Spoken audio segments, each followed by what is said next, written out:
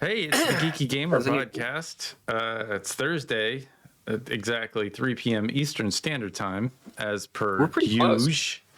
We're actually pretty close, featuring Ken and Bill.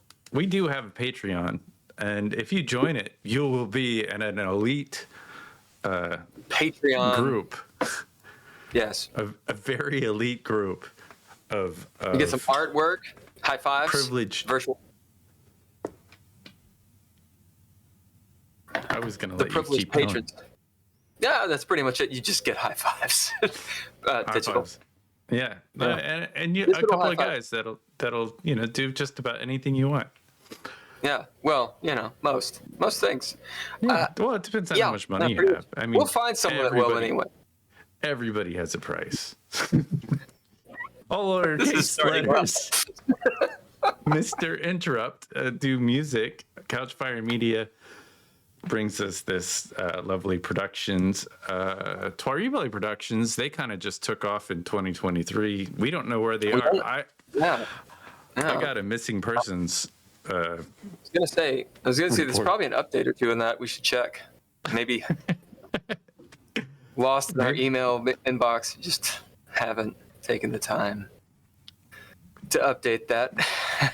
Yeah, maybe if they sent an update, it would.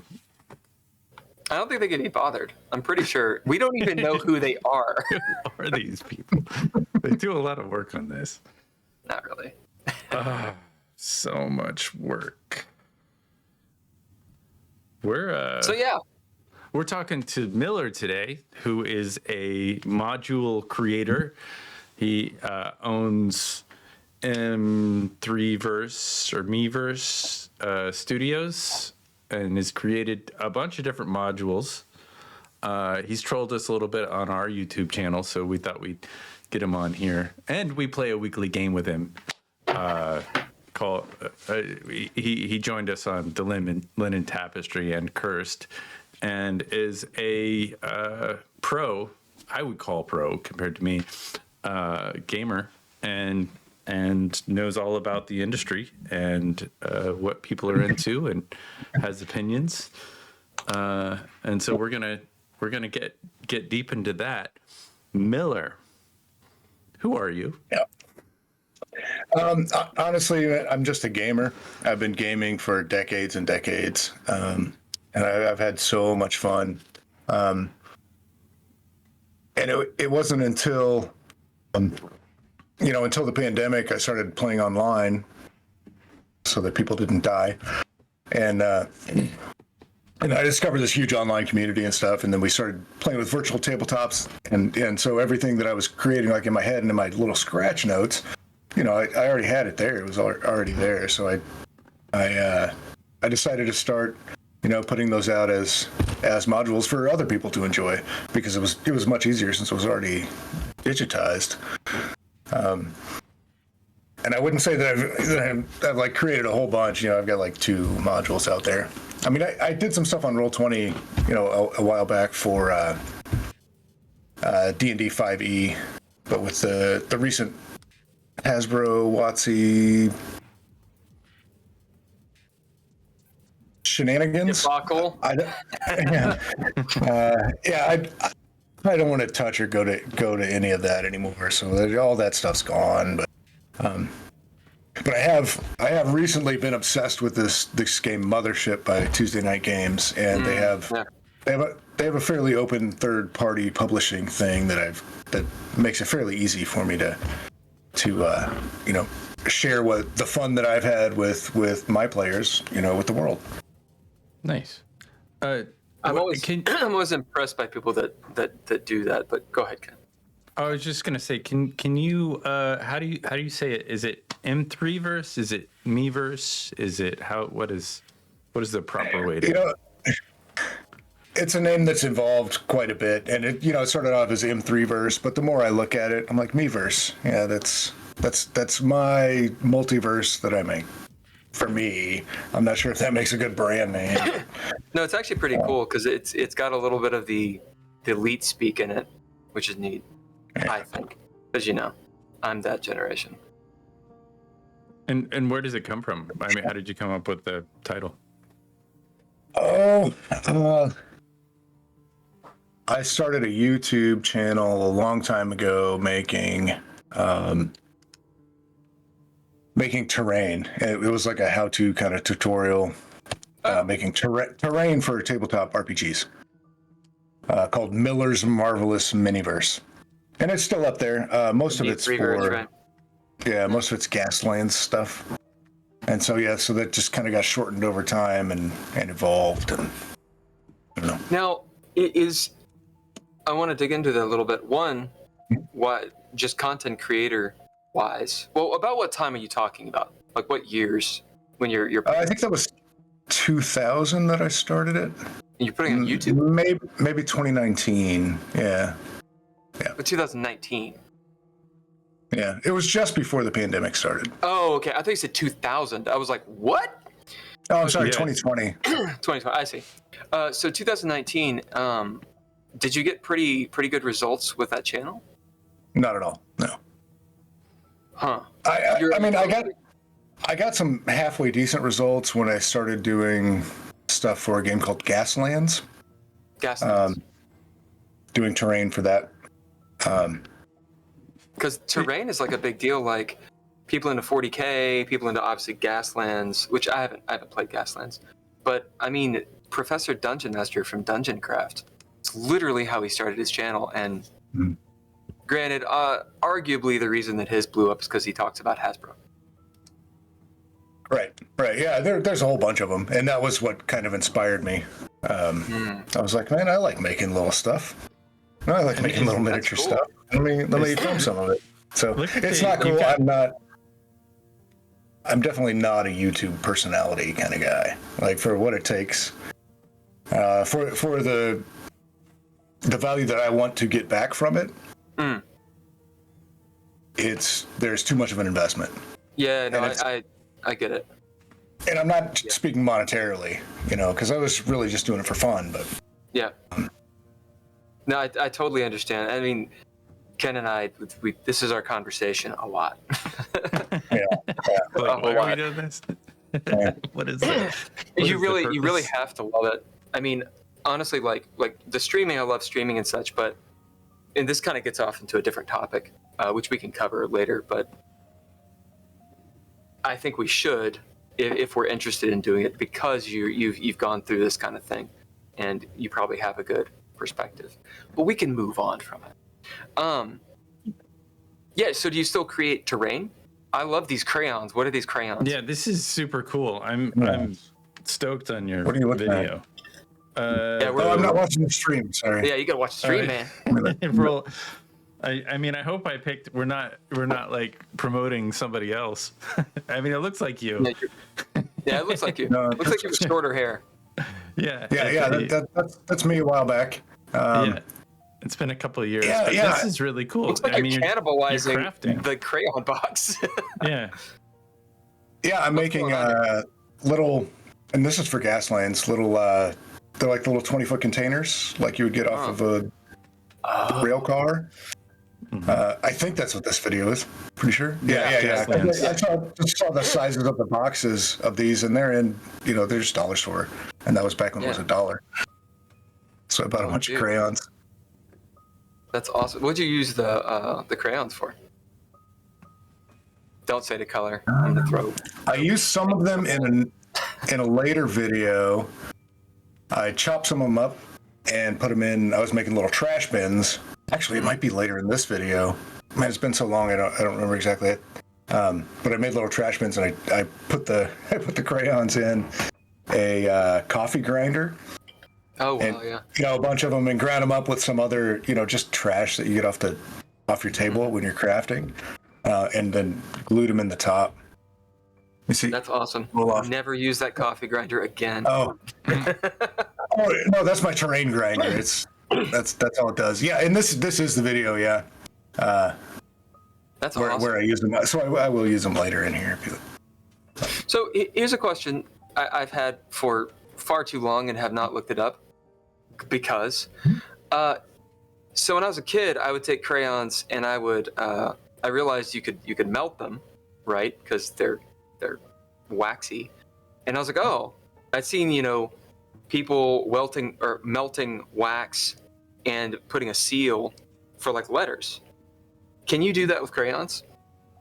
Probably. I don't see why not. Or I've like never make tried like a it. candle out of crayons? Yeah, why wouldn't you be able to? I've never done it, but why wouldn't you? I just thought it'd be really cool to like, make like little wax seals and shit. It'd be weird to send off letters that have been sealed, with like a thumbprint. They look like you're making some cool textures. Yeah, they turned out pretty good. I got them somewhere. Those are sexy. So, Yeah. do you still craft? I do a little bit, yeah. Occasionally. Like I said, I do more digital now. I see. And so honestly, what I do here really transferred pretty well over into Blender once I plowed through the learning curve a little bit. Blender's a 3D modeling, Yeah. something or another. Yeah. Interesting. That's a different Okay. skill set going from crafting to 3D modeling. There's, like I said, there's a big learning curve to it, but the creative process is much more similar than like doing 2D like Photoshop or painting. Because like if you look at the video, there's things there. I'm flipping around, I'm looking at it, I'm cutting holes in certain spots, and you can do all that with 3D modeling. If you're doing something 2D, it's static. And if you got the angle wrong just a little bit from the beginning, and you find that out 3/4 of the way through your work, well, you got to start over. There's just no other way around it. Whereas in 3D modeling, you can spin it and do all that. But you Yeah, have that's a all the- tactile thing, and like part of That's like true. I wonder, listening to this and such, like actually let me make sure I'm listening to it. Oh wait, there's no Oh, sound. we don't have the audio on, but we can turn on the audio That's if you fine. want That's fine. We don't have to. I don't have to. You don't need But to listen to it. What I'm trying to say though is that there's a tactile element to this. There's a sound, and when people watch this, versus if I were watching someone mess around with 3D animation, I mean both are interesting, but there's something more interesting about this, I think, to watch. Like to watch someone work, like a carpenter work. I mean, I definitely agree with that. I agree with that from an outside perspective looking in, for sure. But as a creator, there's a lot of crossover. there's a lot of crossover. So you basically, it scratches the same edge for you. You left the That's close. you left That's close. the tape on or the paper on the crown. That hurts me. Like it's like, but I guess that's that. He's making trash, dog. Yeah. That's Great. Good job. Someone is OCD. Ken is an editor, and he's like, but there's one frame. There's one frame. He's gonna like go back and edit your video. No. Yeah. Anyway. Yeah, No. that's one of the main reasons I quit making the videos. Is it doing the video and the editing just sucked all the fun right out of just making the thing. So that's interesting. That's interesting because what you're doing in this video is tedious as fuck. And what you're doing in 3D modeling, which I've done a little bit of 3D modeling, there's a reason, because it's ad nauseum. It's like, oh my God. Like I want to rip my skin off. And editing's the same way. So in my mind, it's all the same. It's like minute just details that I just want it to do it. But you guys both obviously enjoy process, the process in an art form. So I am interested. It sounds like he's in knowing not the difference. You're not editing anymore. You're doing the Blender. I mean, I don't edit our content. I throw it into AI and let it do its thing. Let it fuck it all up. Yeah, let it screw us over. Take us out of context. Make some shit. Go ahead. I'm sorry. Do you dig? I know we're segueing into something, but No. do you dig what I'm saying though? Like I'm actually interested in this. My degree's in art, which that means I can make coffee really, really well.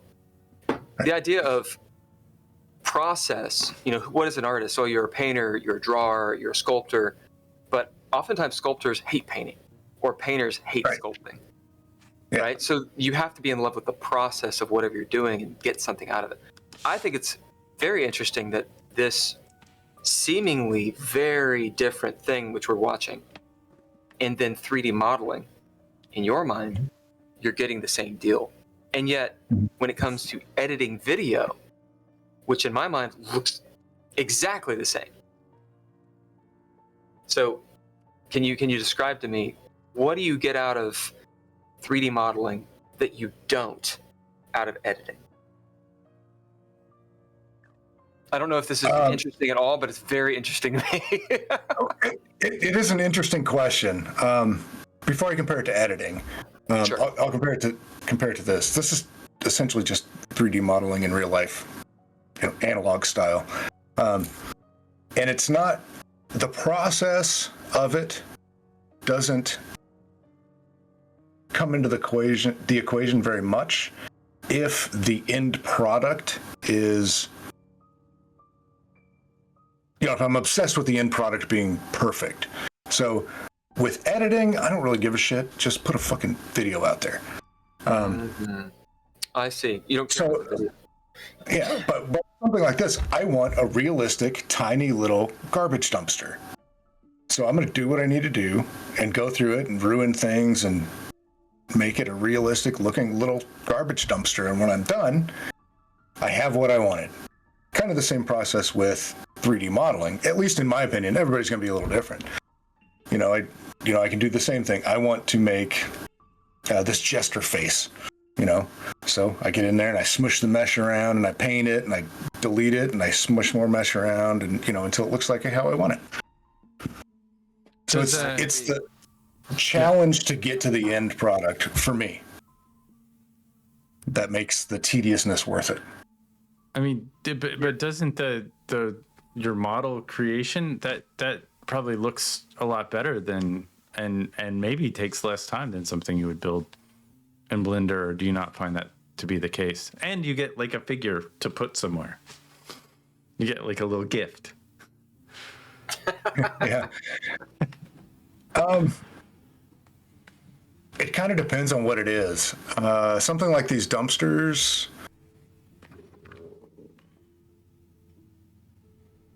I'm just trying to think time-wise. Time-wise, I could probably do it a little faster in Blender. But this, I do the terrain to support, in support of my gaming addiction, right? And so when we were playing face-to-face a lot, sure, yeah, that would be much more important. It's a dumpster fire. It is, just right. Just right. It's about to get some graffiti too. So yeah, it's in support of my gaming. So with 3D modeling, the type of gaming I do now, which is almost strictly online as opposed to face-to-face, then it's a lot easier to share and utilize that in my gaming. That is cool. That really is cool. Very, very cool. I'm changing the title to Crafting Dude. I don't really do that anymore, though. I don't care. It doesn't matter. You did it once. I don't do that anymore. You're like the protagonist, the reluctant hero in a Tom Cruise movie. I don't do that anymore. Like Stallone, you're like, I don't do that anymore. I don't go up there anymore. It's so good. I mean, I put a price tag on it, but you got little wheels in there, Matchbox wheels, and you got so many that's different. The Gaslands game is based on little Hot Wheels cars. They move around with little templates. Is that? I guess there's a map that they're on. Let's say WotC, as in Wizards of the Coast. Yeah, that's the dumpster fire. Getting political in there. Yeah, I think those little cars. That's funny. I mean, I told you I got opinions. That shit comes out in my games. Dude, I'm surprised this channel didn't do extremely. You can do Mad Max shit. Yeah. Wow. Yeah. That's Gaslands. That's the game, Gaslands. Okay.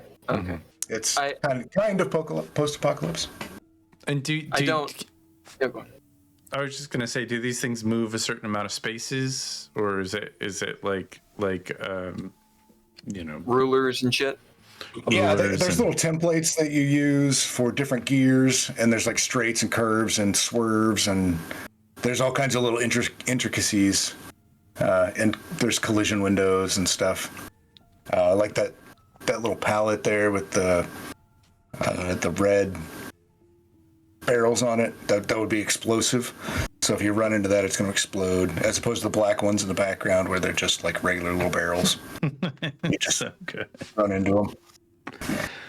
Looks great. It really does look great. I mean, I feel bad. I destroyed all my Matchbox cars when I was a kid, and you did. I mean, you clearly still make it work. It's awesome. Well, I did the same thing until I found Gaslands, and I was like, all right. Then I had this addiction where I could buy a bunch of cars. I'd go to garage sales and stuff and get like the bags full of somebody's old snot covered cars. I got a whole box of them. It looks like you've got just. I mean, it does. You got some high production value on these, and they got some views, but I guess one of the things that we talk about, if we're not having fun, why are we doing it? And I think we have too much fun on this. All right. Yeah. I think that you added a lot. I think this channel that you created added a lot of content, and probably you can still use it, all that stuff. If you want to marry the worlds, the digital and the analog at some point, I really kind of want to see your Blender work. Where can I see that?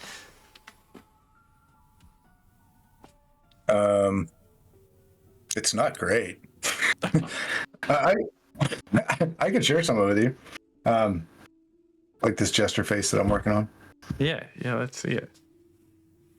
For the upcoming thing. Because the first module that I put out was, I paid a bunch of different artists, and I'll probably be paying that for a couple of years yet.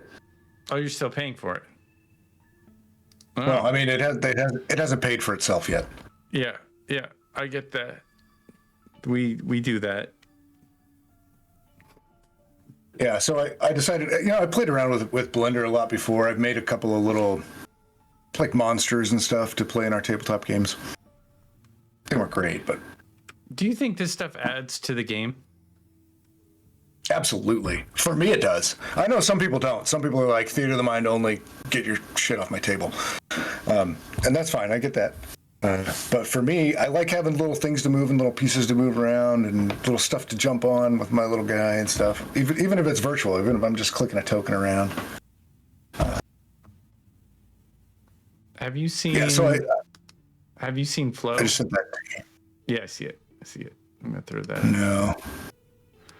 It's Flow is a animation on Blender's landing page.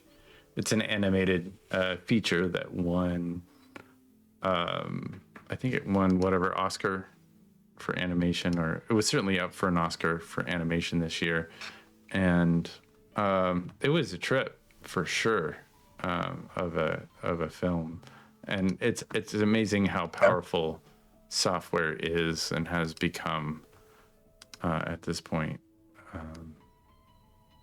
So let me see if I can get to it. It's a lot of clicks. I'm blowing up the servers on Discord with what we're doing right now. Oh yeah.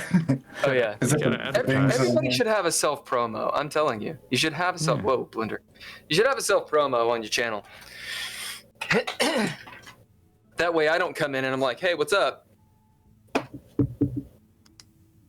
And, the tabletop roleplay game. Have you, Miller? Have you been on, like Random Worlds, TTRPG creation, or any of these servers that do tabletop role-playing games? I got into Random Worlds probably 2 weeks ago, something like that. Yeah, it's an interesting place. The DM Gumshoe dude, Dan. Did you do an interview with him? No, he just asked me why I was there, and I just gave him a little background. Old school. I was on the old RPG net decades ago. You might do an interview. It's all text based, and I mean some of the interviews are actually pretty good. Some of them are just not. Like the one that I did for Dreadlore, it was interesting. Dan was cool. He was cool, but some of the people that came in were just mean, which is fine. I don't give a flying fuck if they're mean, but they'd be like, "So, why'd you create a system?" And I'm like, "Oh, for this, because I had an idea." And like, "Right. I mean, we got 5e, so why would we ever play anything else?" And I was like, "You are clearly not a person who needs to be talking to me." Yeah. It's not for you. I don't know why you're in here. Yeah, it is not for you. If you're on that WotC dick, then rock and roll. Go over to D&D Beyond and bother those people.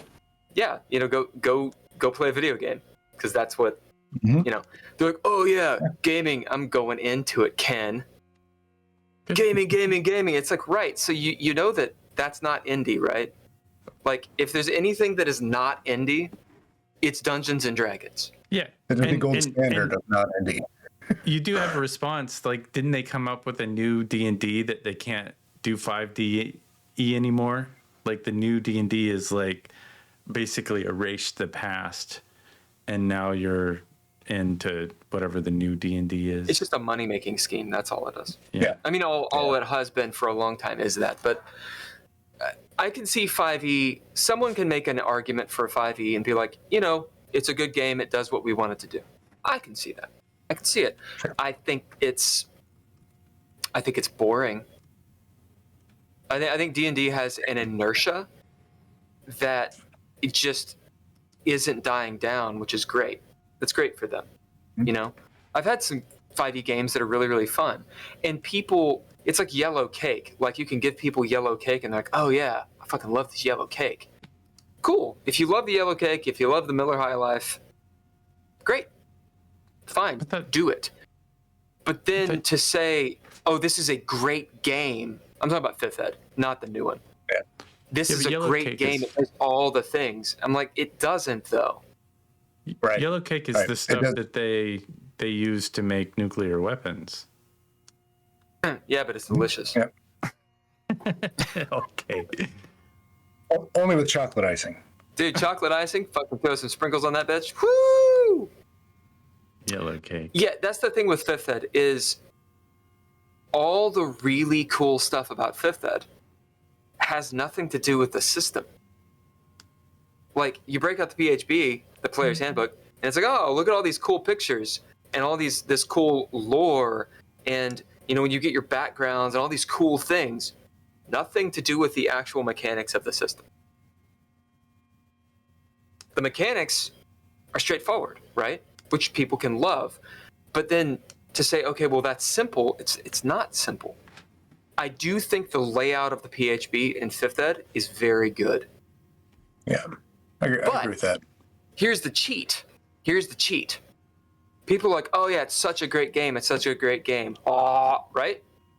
How many of the people have actually read the DNG? One, because the DNG is a fucking terrible book in 5th Ed. There's a few chapters that are good. Two, who learned how to play D&D from reading those books? Nobody. Yep. And you go to any indie RPG, anyone, including when you go to Random Worlds, or any of these fucking places like TTRPG development, those guys, which they are actually pretty good for brainstorming. But you go to any of them with your idea, all of them are like, well, what if you're a new gamer? Well, I mean, when I read this, where's the meat of the system? Well, I mean, you just go on and they go on and on about how your book is laid out. You can't please everybody. Sure. And I'm like, right. So all of you played D&D. You compare every game, despite the rhetoric, every game to D&D. None of you learned D&D the way that you're criticizing my game. None of you. You sat down at a fucking table with people that already knew, and they taught you how to play. And at no point were you sitting there like, this game's stupid. No, you wanted to learn the game. But when I bring my fucking book, you're like, well, why should I even look at it? It's annoying. Okay. Yeah. So I don't disagree with you. I do think D&D works very well. From that perspective, as a new player, somebody can hand you, a pre-gen, and you can learn the rules pretty quick. Roll the die, add a thing. Is it over or under what you're looking for? That's pretty easy. And then where it excels at is it does give you all those class options. So you have all these options. So if you do get hooked on it, you can look through that player's hand guide for hours and hours, days and days, min-maxing a character and figuring out what you want to play.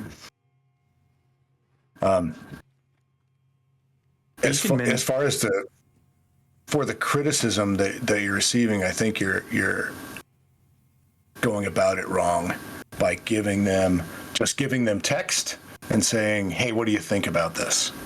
I mean, that has its place, but I think saying, taking it from your first question that you asked, the first paradigm is, hey, I've got this system. Can I get a couple of volunteers to come roll with me and give me some feedback? Because that's how new players come into games. They're not just handed a book and like, oh, I love this book. Let me play the game. No, they play the game first, and they're like, okay, give me the book. Right. So I think that's how we should ask for advice to begin with. Which is literally what Gary Gygax did. Exactly. I mean, that's he was homebrew that got famous. Well, he made like he and Tracy Hickman, right? They made Chainmail. I don't know if they made anything else. They probably did, but they came up with D&D, and then like Gen Con, Gary Gygax made it. I don't know if anyone else helped him. I'm sure they did, but that's why when you go to Gen Con, there's a huge dragon and everybody's playing D&D. So, arguably the first conventions, tabletop role-playing games, it's Granddaddy Gary. Sure, yeah, and not to take any respect away from him or whatever, or anything, because he did put it together, but he would have groups of like 30, 50 people in his basement at a time. Right. All of them playing, all of them taking notes. He'd have different DMs running different portions of the game. Right. And so it wasn't just Gary Gygax. He put it all together. But it was that entire group of people that created the game out of Chainmail. And it's always a community of people. I mean, you can sit here by yourself alone and create all the games you ever want, but nobody's going to care if you don't create that with a community. If it's not a community game, right. And the way that we play. Not to get preachy.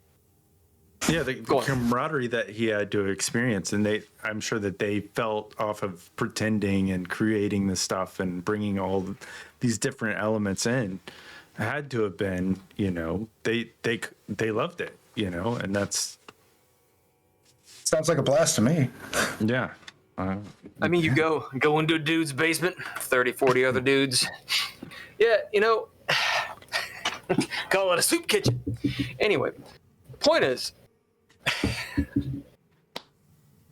the way that we play D&D now is, well, we don't play D&D, but the way that we play D&D before is not the way that it was kind of intended to play, right? As in like 4 people, 5 people, and a DM. The sort of critical role way of doing things. It's actually not how it was done. Initially, right. And so there's a YouTube channel. I should actually know the title of it, but the title of the video is something along the lines of 40-year-old game, or like a guy who's been playing. It's a documentary, I believe, a mini doc of a dude who has run a game for like 30 years or 40 years or something like this. It's a very interesting game, and he runs it the old school way, where, yeah, that's it right there, pretty sure, where these people come over, his kids are now players, they've grown up with it, and he runs like they're very exclusive games because it's a contiguous story that's been going for decades. And they get into the minis, they get into all the things, and you put all this into it. It's about that community. He's, running this massive thing and really getting into your stories and your plots. And yeah, it's a bunch of dudes going into a dude's kitchen. They're going in the basement over there. Or in the basement. But it includes, some girls.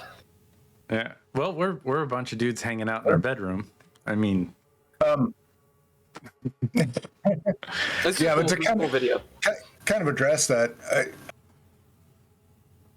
the original way it was played and the way this guy plays it, amazing, fantastic. Does that mean the way Critical Role does it is any less good? Yeah. I mean, maybe for me, but if people love playing that way, then the game has done much more than it ever set out to do. Agreed. It's made millions of dollars just off them.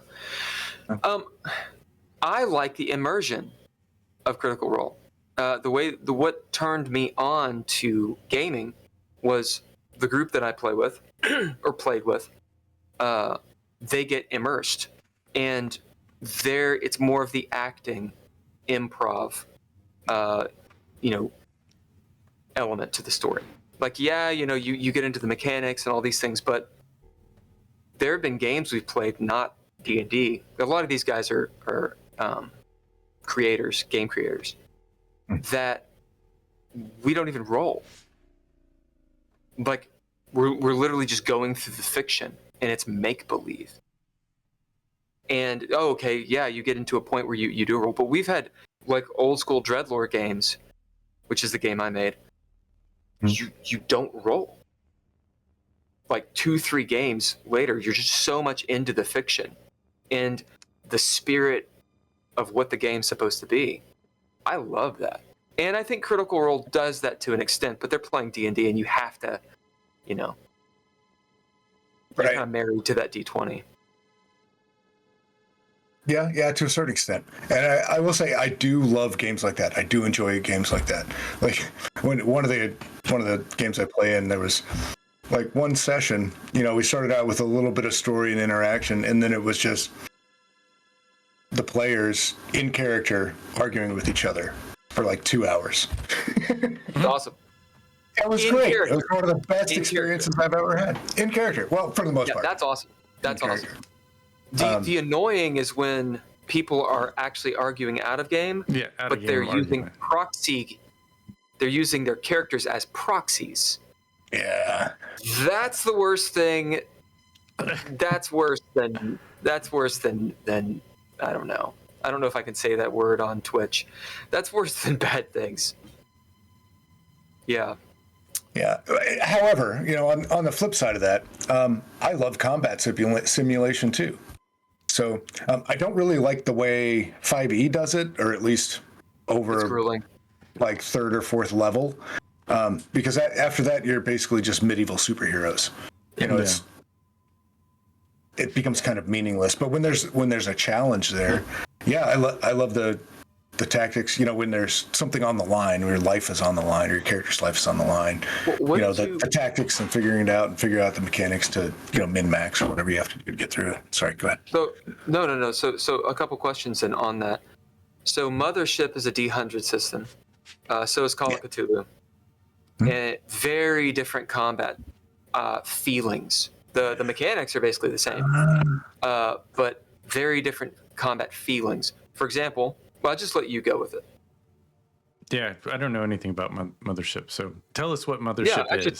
Tell us about all that, and then we can. You don't have to answer the question, but it's just an idea there, because I'm getting at the feeling and of combat and what you're interested in. But let's talk about Mothership and describe it, and if you want, Call of Cthulhu. Well, I'll give you a rundown. And I was actually a little late getting on the Mothership bandwagon. It was a backer kit or Kickstarter, one of those, a while back, at least the 1E version. They had a 0E version that I completely missed. And then, you know, if somebody in my gaming group got the Kickstarter or backer kit, I don't know, whatever they use. I don't use the wrong words, but whatever. And I started looking through it and I was like, yeah, this is great. And it's basically like an OSR style, you know, rules like version of like Alien. But it's not just Alien. They've left it open enough to where, like, I've run games of it in, you know, in world seems wrong, in universes that are closer to like 40K, and, you know, all the way down to things that are like Firefly or The Expanse. You know, the rules are, you know, they can cover that much territory. I just had a whole lot of fun with it. Whereas, like, just to compare it to Call of Cthulhu, which I love Call of Cthulhu too. Call of Cthulhu has like tons of rules for skills and how to pick your skills and who your, like, what your background is and all that stuff. Mothership is very simple. It's got 4 classes. There's some variation in there, and I do think that's a little limited if you want to continue on, but it's simple enough that you can expand on that fairly easily.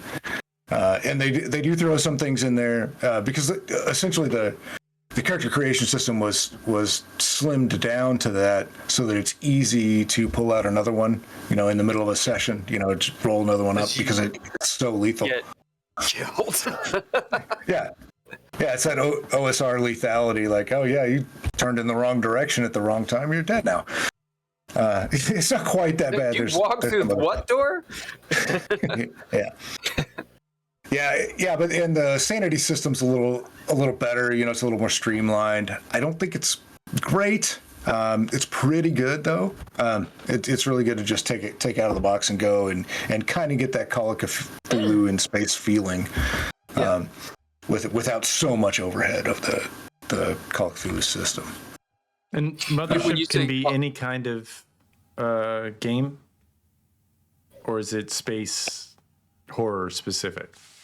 Yeah, it is a sci-fi horror RPG, and it does kind of bend into like the retro horror, like the 80s style or 90s style. I guess that's retro now. Yeah. It doesn't necessarily have to, but just like D&D doesn't have to be played in high fantasy, you know, Renaissance, whatever it is, medieval Renaissance. But like, Ken, when you play Mothership, you feel like you're in an Alien movie. Like it's pretty good about it. Yeah. Well, we played Dreadlore, and I felt like I was in an Alien movie. Well, Dreadlore, the system though is not. The system promotes immersion and player choice in Dreadlore. Mm-hmm. Mothership, the mechanics itself, the way what the system rewards is you acting a certain way, which is how characters would act in an Alien movie. Okay. So, like, if you don't act the right way, you die. Mm-hmm. So, like, which is great. So think of a horror movie, and it's like, I'm going to go off by myself in here. You die. Yeah. Or you likely get killed. Or it's just likely really, really creepy. Mm-hmm. Because that's how the system like works that way. And like, you can tell me more because you obviously know a lot more about it. But like, if a character fails a roll, something happens. If somebody dies, something happens, right? Yeah, I'm gonna have to disagree with like your main point where it forces you to act in a certain way. I don't. I'm not saying it forces you. I'm not saying it forces you. I'm saying it rewards you. Yeah, it definitely punishes you for acting stupid. It certainly punishes you for acting like it's a D&D game. Right. Like you see a bad thing. Initiative, bam. Here's my biggest fireball. You know, you're done. You're dead. You're gonna die. You're dead. You should die. Yeah, you should run away. Yeah. In D&D, you should never run away. In 5th Ed, you never run away. Yeah. If the DM pulls the Tarrasque out, okay, run away. But like D&D players, like 9 times out of 10, the threat happens, they kill it, and that's winning. Yeah, and if one person runs, the whole party goes to shit. The moment someone turns tail and runs, you're screwed in D&D. In a game like Mothership, or a game like Cursed, or a game like Dreadlore, you need to act. You gotta act. You gotta read the room. Yeah, thinking in the way you would if you were actually there is very much encouraged. The mechanics work around. You're like, oh god, you leave. You know. Yeah, and like the sanity, paranoia. I'd have to look at it. Sorry, that's what it is. That's what it is. Missing, but the way that works encourages that also, and you know, if your players aren't working together, because like each round, it's not like D&D where it's individuals. Your turn, your turn, your turn, your turn. So each round's like it's the player's turn. All right, what do you all want to do? And if they're not working together, you have 3 people run off this way and one of them run off this way. You screwed. Suddenly they're alone and they're making fear saves, taking stress, you know, making paranoia checks because they're all alone in this dark freaking hallway while the rest of their crew is off in front of the ship. So you eventually, the game, you kill off different people that act a certain way, and they huddle together and they move through as people are getting picked off, like an Alien movie. That's what do you? And when your character dies, what do? You just sit there, drink beer. Like no, you make a new one. You can, or you can make a new one. Yeah. Is it figure out pretty fast to make a character? Like yeah, especially if you use their companion app. Their companion app is really well done. You can roll up a random character in about 30 seconds. Okay. I've thought about coding an app specifically for this kind of stuff. It would be very interesting to see how they do it. Is it like is it just a few questions? Is it like a choose your own adventure? Like what is it? They just released their web version. It's real simple. It's just rules based. I could pull it up. I could probably share it with you guys. That's one of the benefits of having classes. Is classes essentially are pre-gens. They're not full-on pre-gens, but they're starters. It's like, oh, here you go. And that's what I used for Cursed, is those archetypes, is the idea of, okay, well, you're not hemmed in by this, but I realized giving someone a little setup, a little IKEA setup that they can put together a player or a character is very beneficial. Whoa. Right. Okay, yeah. So this is the screen, and this is their new web app, and I haven't actually used it to make a character yet, so it might be a little different. But I've used the phone app. Are you sharing the screen? It works almost the same. Yeah. I streamed it to the Discord. Yeah. I guess it is free. I'll mess this all up if I click on that. But if you want to do a screenshot and send it to me, that would be. Well, I'm looking at it. It's awesome. We'll just go to mothershipcompanion.com. Okay. Oh yeah. You can do it on the thing. Yeah. Sorry. Here, I'll quit. Stop my thing. How dare you stream on our stream? Don't cross the stream.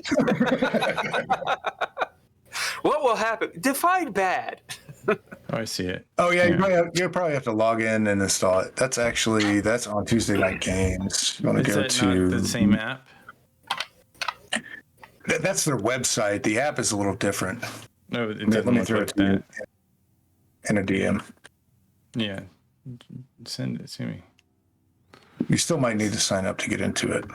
I mean, it is free. There is a free version. I paid for all the upgrades, but sure. Well, I mean, I think it's probably smart to have all the upgrades if you create modules for it. If that makes sense. Yeah, that and the GM. I'm the GM, so you got to buy all the stuff. That's how it's always been. You gotta have everything. It's like not everybody has to have everything, but yeah, you definitely need to have have.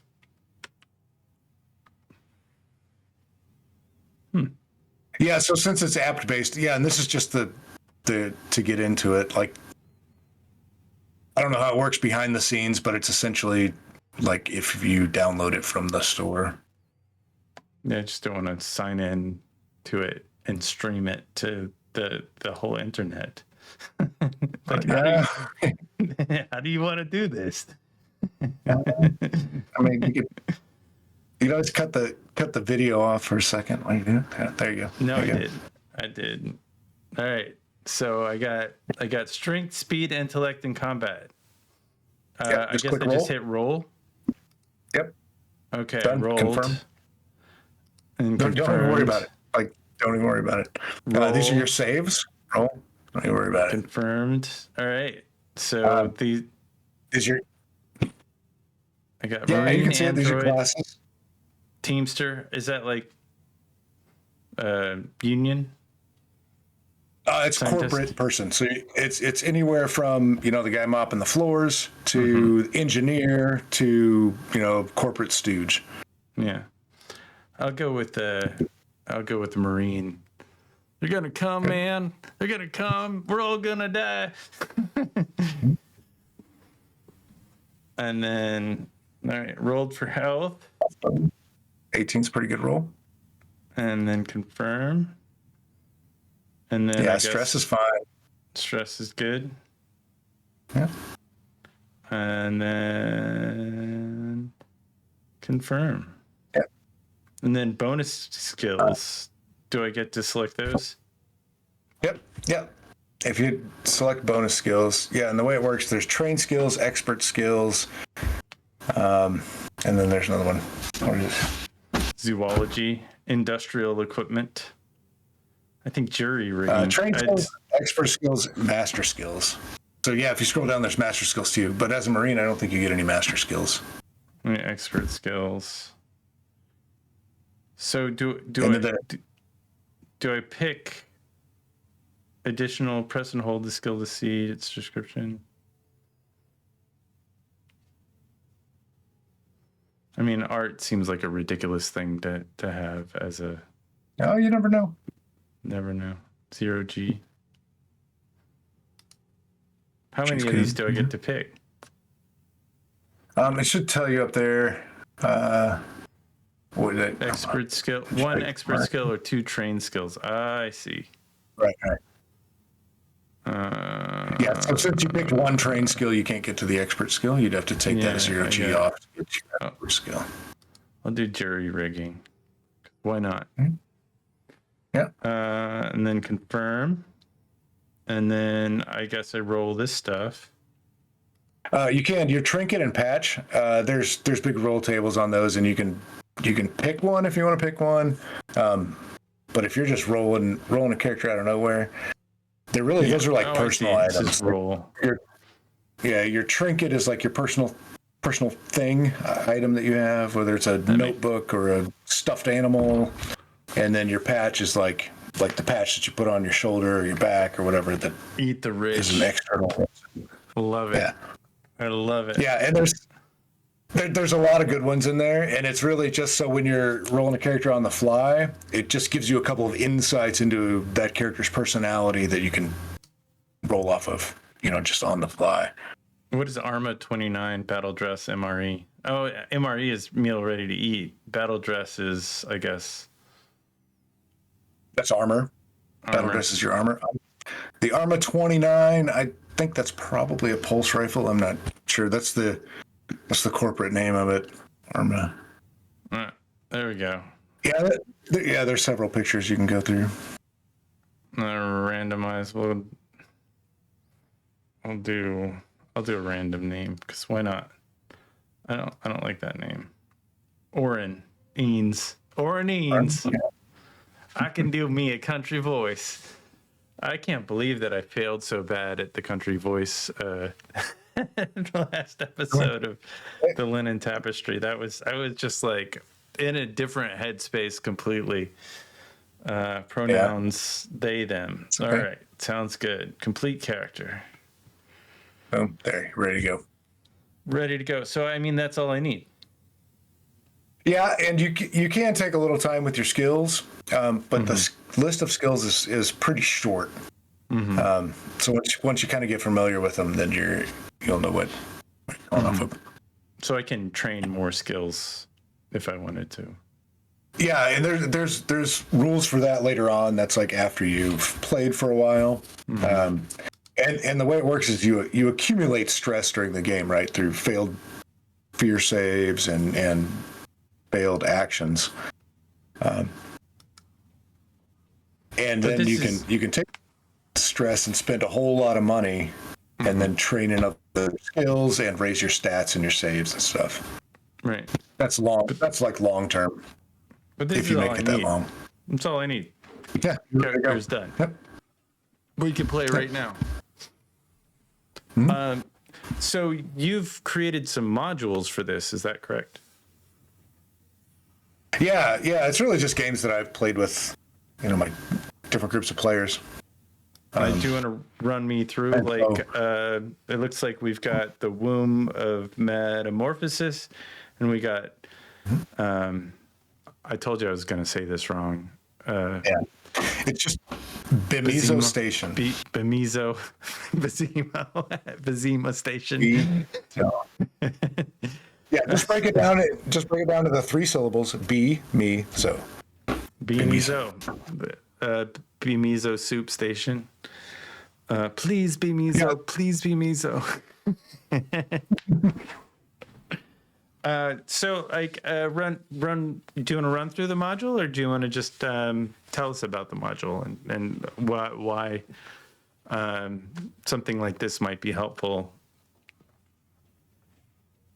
This is actually one of the first things that I ran, or one of the first scenarios that I ran, and then I've run it over and over again with different groups and kind of modified it and whatever. And so since it had so much play time, I figured it would probably be the best one to put out first. And if I read this, it would ruin the experience, right? Yeah, there's always some surprises. Yeah. So I mean, I'm not going to open it up and flip through it. I'm not going to open it up and flip through it. But can you maybe describe the set and setting? Yeah. So it's pretty classic. There's actually 3 different hooks you can get in there on. So there's the basic story is there's a very high tech medical research station that's placed on this asteroid, way out in the middle of nowhere. You could place it at the end of the system or at the end of the galaxy if you wanted to. And the last supply ship to go there never made it back. That's the first hook. The second hook is the university institution that runs the place. They have a rival, and that rival wants the information from the experiments they're running there. And the third hook is the contracted company, transportation company, that sent the supply ship wants some answers why their supply ship didn't come back. So there's 3 different hooks. Anyway, that's probably a little too granular for now. Would you be interested in running one of these modules on our show on a Monday? Maybe after we finish the Linen Tapestry.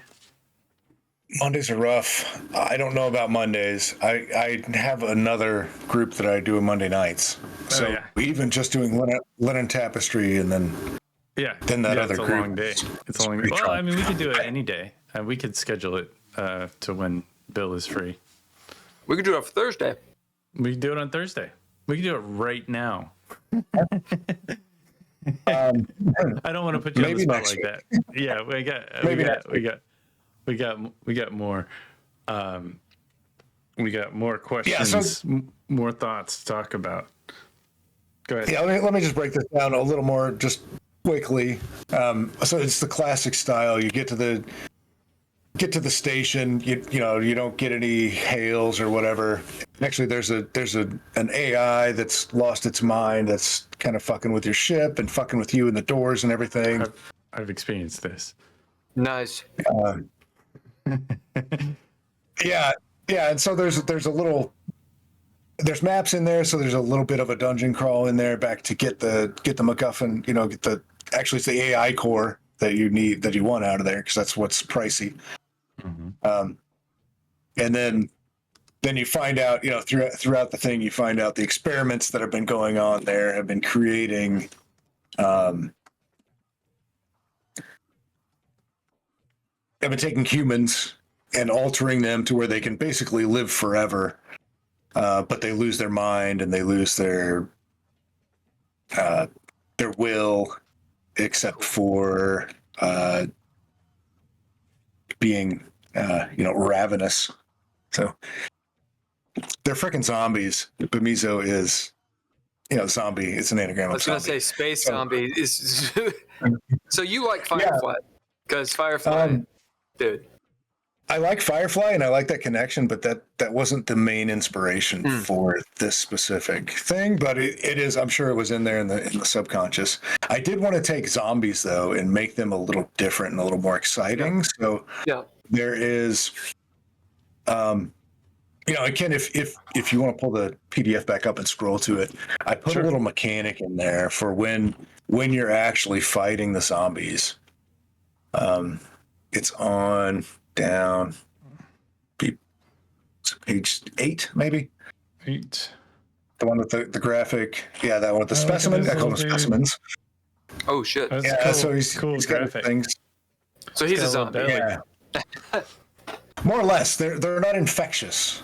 So that was one thing I took off. And so if you want to scroll down at the bottom of that, I have a little roll table of the different things that can happen when you shoot them, or when you give them a wound, like leg torn off. He falls down and moves slower. So arm torn off, he does half damage. He's eviscerated, so his guts are all over the floor. You make a body save, or you're gonna fall down. He's got a whistling chest wound, so anyone who can hear that gets negative their fear saves. Oh god! Just this little list that it is a lot of tracking, which is why I made the page right next to it. If you want to track it, but I think once you start to run it a little bit, you kind of get the idea of all these body parts flying off, and this guy's eviscerated, and this guy's only got one arm swiping at you, and this this guy's jaw's hanging off. So you're to kind of mechanize a little bit the horde. This is fun. That part was really fun. That's awesome. Just running them that way was really super fun. Yeah, that's just a little thing, so you can easily track them. Yeah, that's really cool. I really do. I like this the imagery on this. That's Ron Rakoya. Ron Rakoya did that artwork. Yeah, he's really good. It's nicely done. It's not really coming across as well over the stream, but it still looks pretty good. I mean, we do our best. Well, yeah. Not 4K, man. Sorry. I'm gonna blame Starlink on it. Yeah, I don't use Sky. I have Spectrum, or the equivalent of Spectrum, wherever it is. I think it's Spectrum. I have cable internet. The upload here is not great. Not like my fiber at home. How old is that zombie? I don't know. You tell me. How old does he look? Just in general, have they been there for a long time, or have they been there for event horizon, in a dimension, or relatively new, or what? He looks like he's in his 30s, but then this is a couple hundred years after he died. Yeah, well, they're still alive. That's the thing. They're still alive. They're still alive. They're immortal. And I did kind of leave it open if you want to answer those questions. Your GM, you could run it either way.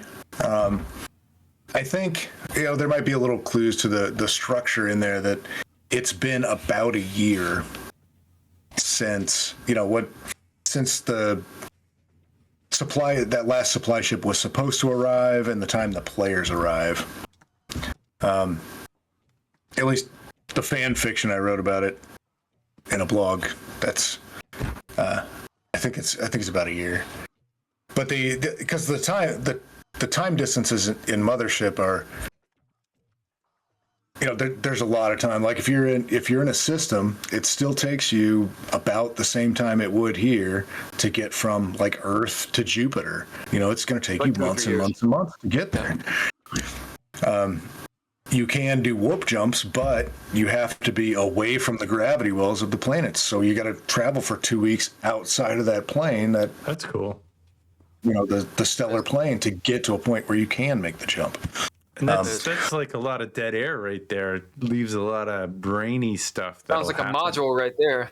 Yeah. And not only dead air, yeah. And not only that, but warp is not consistent, really. The time dilation isn't consistent. It leaves room if you want to put anything from like Event Horizon in there. Because it's very clear that humans should be asleep during a warp jump.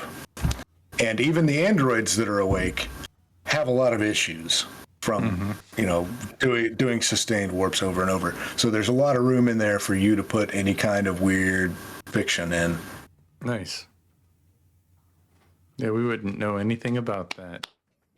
No, indeed. No, is that in the Mothership book?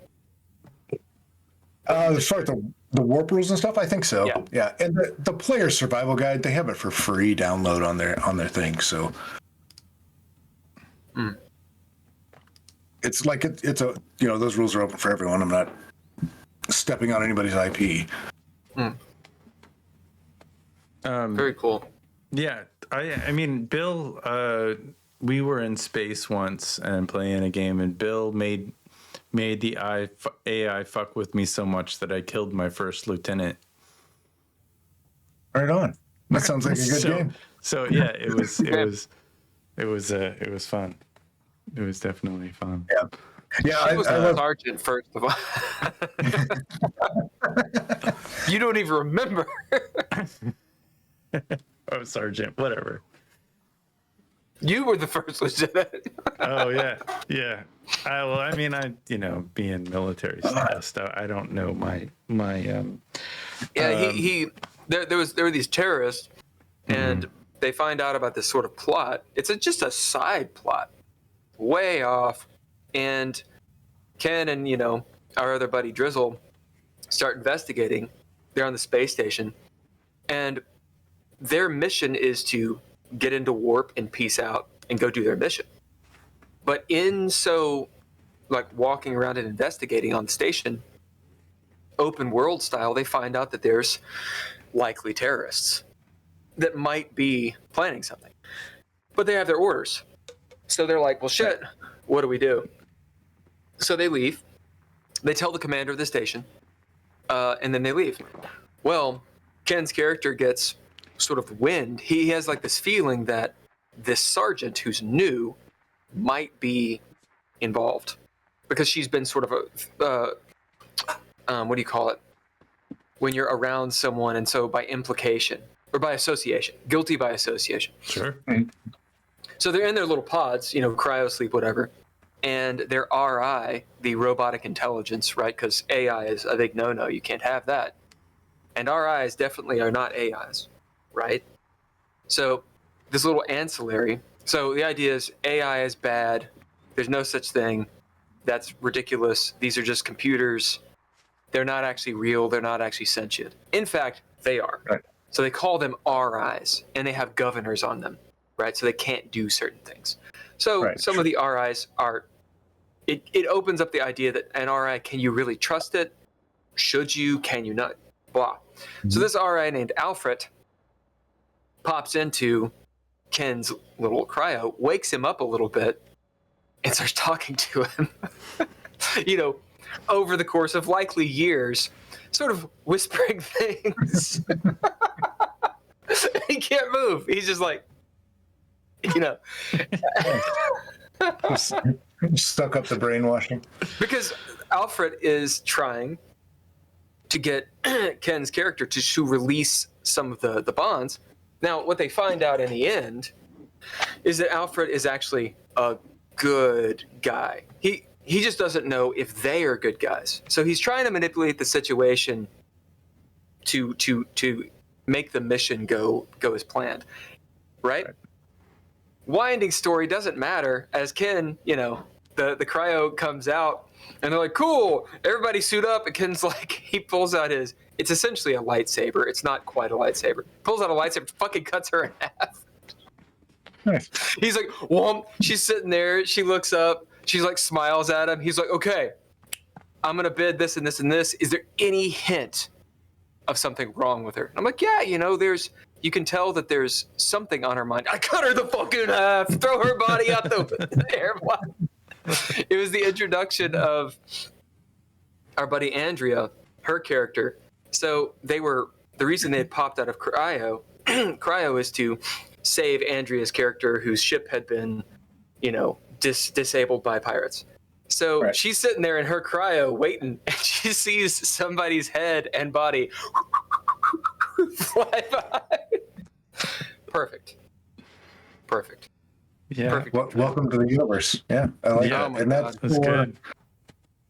What did you call it? Into space? Center? Yeah, Into into space. space. Yeah, that was a It's fun a campaign. splat. It's a splat for Dreadlore or Cursed or whatever game you wanted to play. You do Mothership, Sure. doesn't matter. Yeah, it's Okay. true. So you've got a number of these different. How does Bemizo? How is it different than the womb of Metamorphosis? Yeah, those are drastically different. The Yeah. Womb of Metamorphosis was one I used because a lot of the players that I was playing with they came from D&D, and that's really all they'd ever played. And we'd played a couple of Mothership one-shots, and they were very much like, oh, there's a thing. All right, let me see what I got on my thing. Let me get my flamethrower, and I'm going to go flamethrower it. Or I got a Kim light, so I throw my Kim light at it, that kind of thing. And so Womb of Metamorphosis is much more psychological and body horror, and like almost no combat. And it's, the story is basically they go into cryo, routine mission, routine thing. Some kind of alien entity gets in the ship, and it merges with the ship and grows the ship into this living biomechanical organism. And then it starts waking the crew up and integrating them. Well, the players' crew are some of the last ones to wake up, and they don't know any of this, right? Right. You just kind of unveil it a little bit at a time. Like the atmosphere's weird. The surfaces of things feel soft or scaly, and then there's like 4 different phases to it, right? So the first one is they start getting little hallucinations. The logs don't work. The AI doesn't work, or RI, or whatever you want to call it in your world. And then they start getting their own mutations, like growing scales and stuff. And then eventually they figure out that what's going on, and they confront the mother brain. a ship which is one of the other crew that was woken up before them, is like the avatar of it, and then it gives them like 3 different choices there. You can it's basically you could do other things, I guess, but it's basically whatever choices you would have. Like you could just allow yourself to be integrated. You could drop a grenade on it right there. You could attack them and run. But if you attack them, you feel the damage too, because you're already a part of the ship. Oh yeah. And so, of course, everybody does. I freaking unload my SMG into him. Okay, roll your combat. All right, you hit him. Roll your damage. Okay, that's 17 damage. So each of you take 4.5 damage. 4 damage. Jesus. Like, what? Yeah, you feel it. You're part of the ship.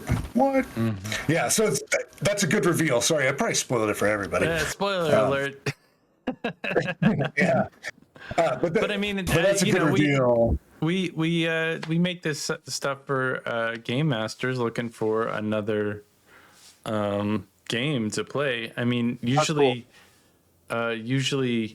I would imagine with this stuff is it takes somebody to run it, and they need all the spoilers. That's true. Yeah. This one especially, when I wrote it and I put it out, I was like, man, there's a lot of heavy lifting on whoever runs this to come up with a lot of the details and really work it in. But Sure. Honestly, I played with a lot of GMs and wardens, or whatever you want to call them, that are great with it. All they really need is the idea, a little roll table to start with. They'll make that roll, triple the roll table and just fucking run with it. And I think that's really the purpose of these little pamphlet modules, is that anyway. Yeah, it's just a starter. Yeah. That's the thing. So I started getting into adventure locations. One of my buddies, who is actually running the new Vampire system, he's got an awesome game. It's actually the thing that I jumped to after we do this. Is that Hunter? Is that what that is? I don't know if it's called Hunter or not. I believe it's just Vampire the Masquerade, Okay. 5th edition or whatever.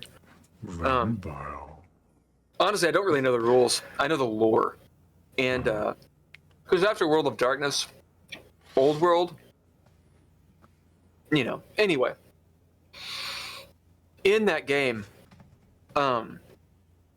excuse me, let me eat these fries. In that game, you game. In that game, there's this idea of, okay, so what do you actually need to make a story? And in talking to Jeff and whatnot, he was like, well, have you looked at these adventure locations? So what the hell is an adventure location? Have you heard of these? I think I know where you're getting. Go ahead. But What have you seen? I don't know what you're talking about. Okay. But So it's not I a think module. I understand the idea that you're talking about. It's not a module. It's it gives you like almost like a cutscene, or like just a slice of a world. So it's like, okay, there's a castle, and there are rooms that move around, and if you go to the basements, there's a dungeon, and there's crazy people that, and monsters. If you go to the top, there's a wizard's laboratory with magical shit going on. And, the person who built the castle was Beast from Beauty and the Beast. And so he lurks around, and if you see him, here's a table. And so what happens is there's no story. It's just moments, and it's up to the GM to insert the players, and so they can mess around. You could be, you're in the dungeon. Oh, you're just up in the wizard's part. You could be trying to kill the beast. You could be trying to save the beast, whatever. You just walk in and be like, oh, it's a haunted house, trick or treat. Doesn't matter. Which means you can use literally any system.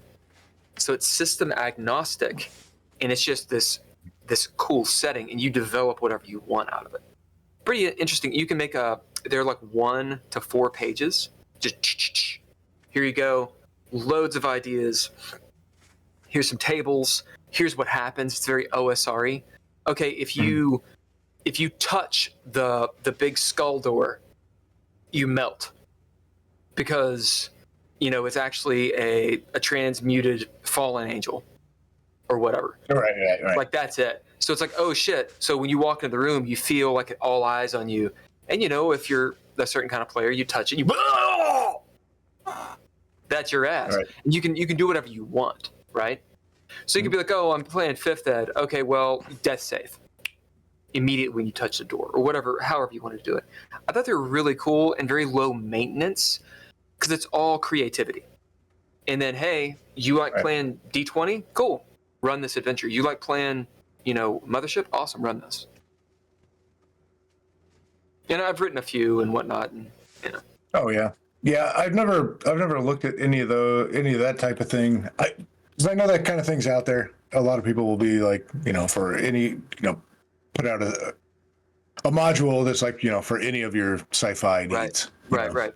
or any of your horror needs or whatever. And I think that's what you mean. But as far as the way that's set up, kind of, or at least the way you described it, like there's no story, but there's these things going on. Right. That's the perspective I take when I write any modular adventure or anything. I come up with the situation. This is the story of the situation that's going on, and then this is how the players are inserted. Like I gave you the 3 different hooks for Bemizo. There aren't really any for Womb of Metamorphosis because that's kind of a special design thing. But the couple other ones that I'm developing, like this is what happened, and these are the ways that the players can be influenced here. That's cool. But that story is going on with or without them. So right. Which means it can be open world because, whatever they're doing, these things are happening. Right. The first playtest that I did for Cursed, I believe was with Ken, and I used a one-page adventure or one-page location called Mulciber's Flute, and the artwork's cool. Ken, if you pull it up, don't read the end. But in this entire thing, there's all these things that happen, or that are happening, right? Ken and I played an entire, 2.5 hours. And he got to one of the little rooms. All of it was, because the story was, okay, well, I'm gonna say you're this cultist guy, you're doing this, you're trying to figure out, is there any truth to the situation?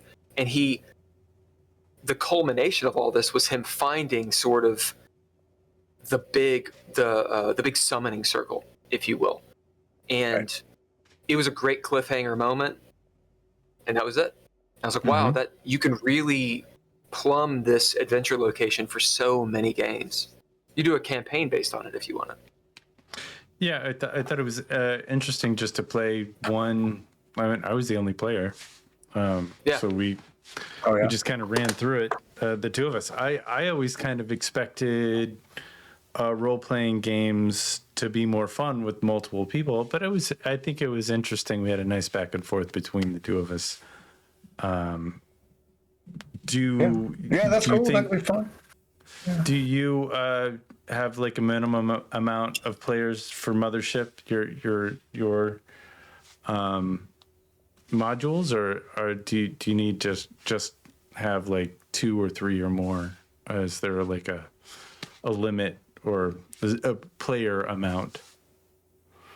I mean, you could adjust them. Bemizo Station especially is kind of built for a crew, 3 to 6. I mean, you could pare it down to. I mean, you could probably get away with 2. One person, probably not, unless you load them down with a ton of equipment. Yeah. Basically put, Super Rambo in there. Womb of Metamorphosis, you could do that with a single person. You could do that with a single person pretty easily.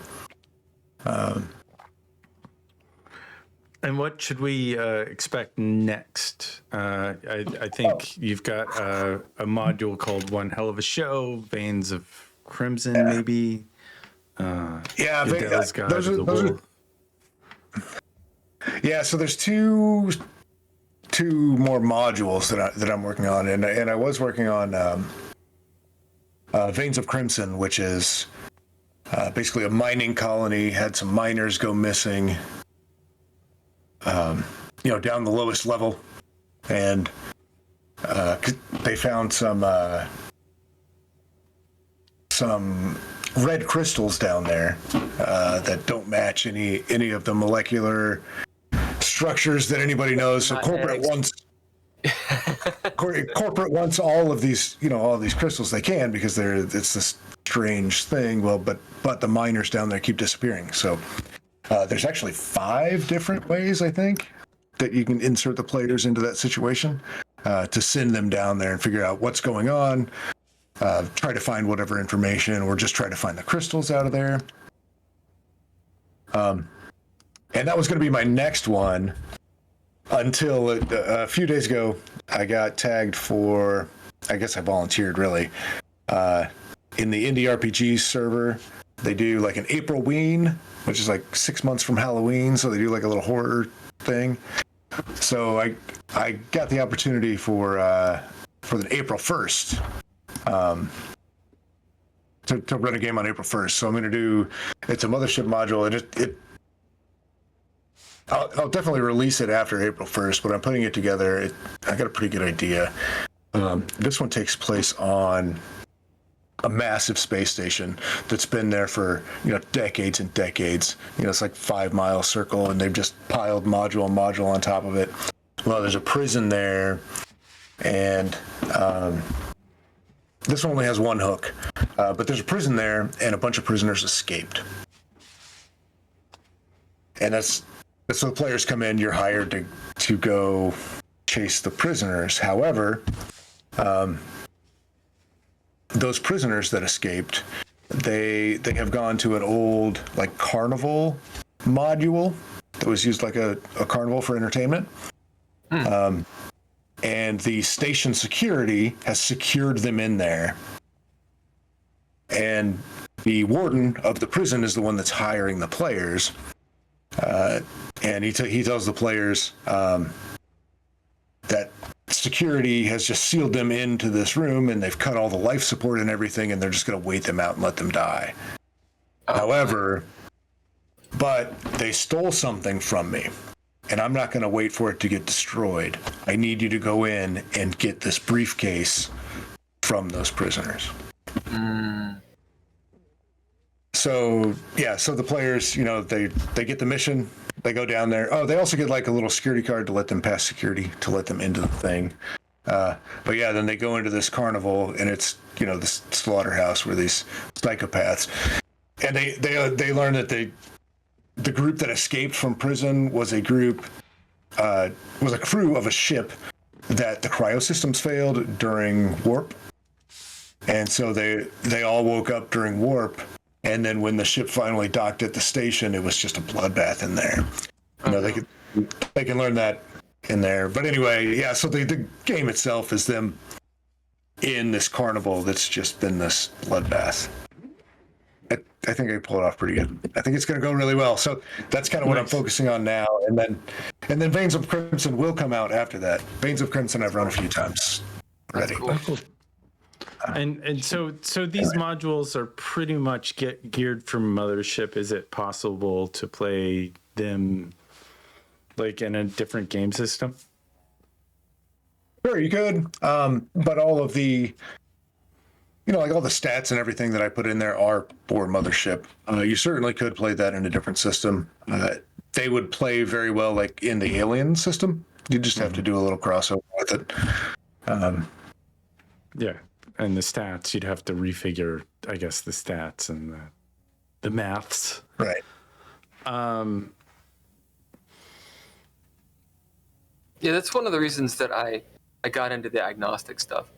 Because I was like, I'd written a couple modules for Dreadlord. And I was like, oh, well, on the newsletter, The Dark, I was doing things like, oh, well, this is how you could convert it to D&D, or how you can convert it to, D10 or whatever. And I was like, instead of like, creating it specific to system specific, what would happen if I made it general? Would that be more useful to people? Right? I mean, like, if I was writing for Mothership, obviously I would do a Mothership module, and it would not be useful to do a Mothership module without anything with Mothership, right? Because you'd be like, right, yeah. Where are the stats? Right? How do I do this? Right, so this is great, but how do I do it? Make it easier. Come on. But I've realized, like, with systems that I have made, I don't have the community. And so what do you think about that? Because you create stuff, and you also create stuff for established systems. how do you, and you talked about community, with Gary Gygax, how do you build that community around these things you make? That's a very deep question. And Yes. before I get into it, I want to tell you the way you started that question was marketing. You were changing your marketing. And then I'm going to tell you, I need like 5 minutes. I got to run to the bathroom, grab a beer and stuff. Oh, hit it. Back. Fine. Yeah. It's cool. We're going to start drinking bourbon grab anyway. a drink and we'll Let's take a 5-minute break. We'll take a 5. We'll take a 5.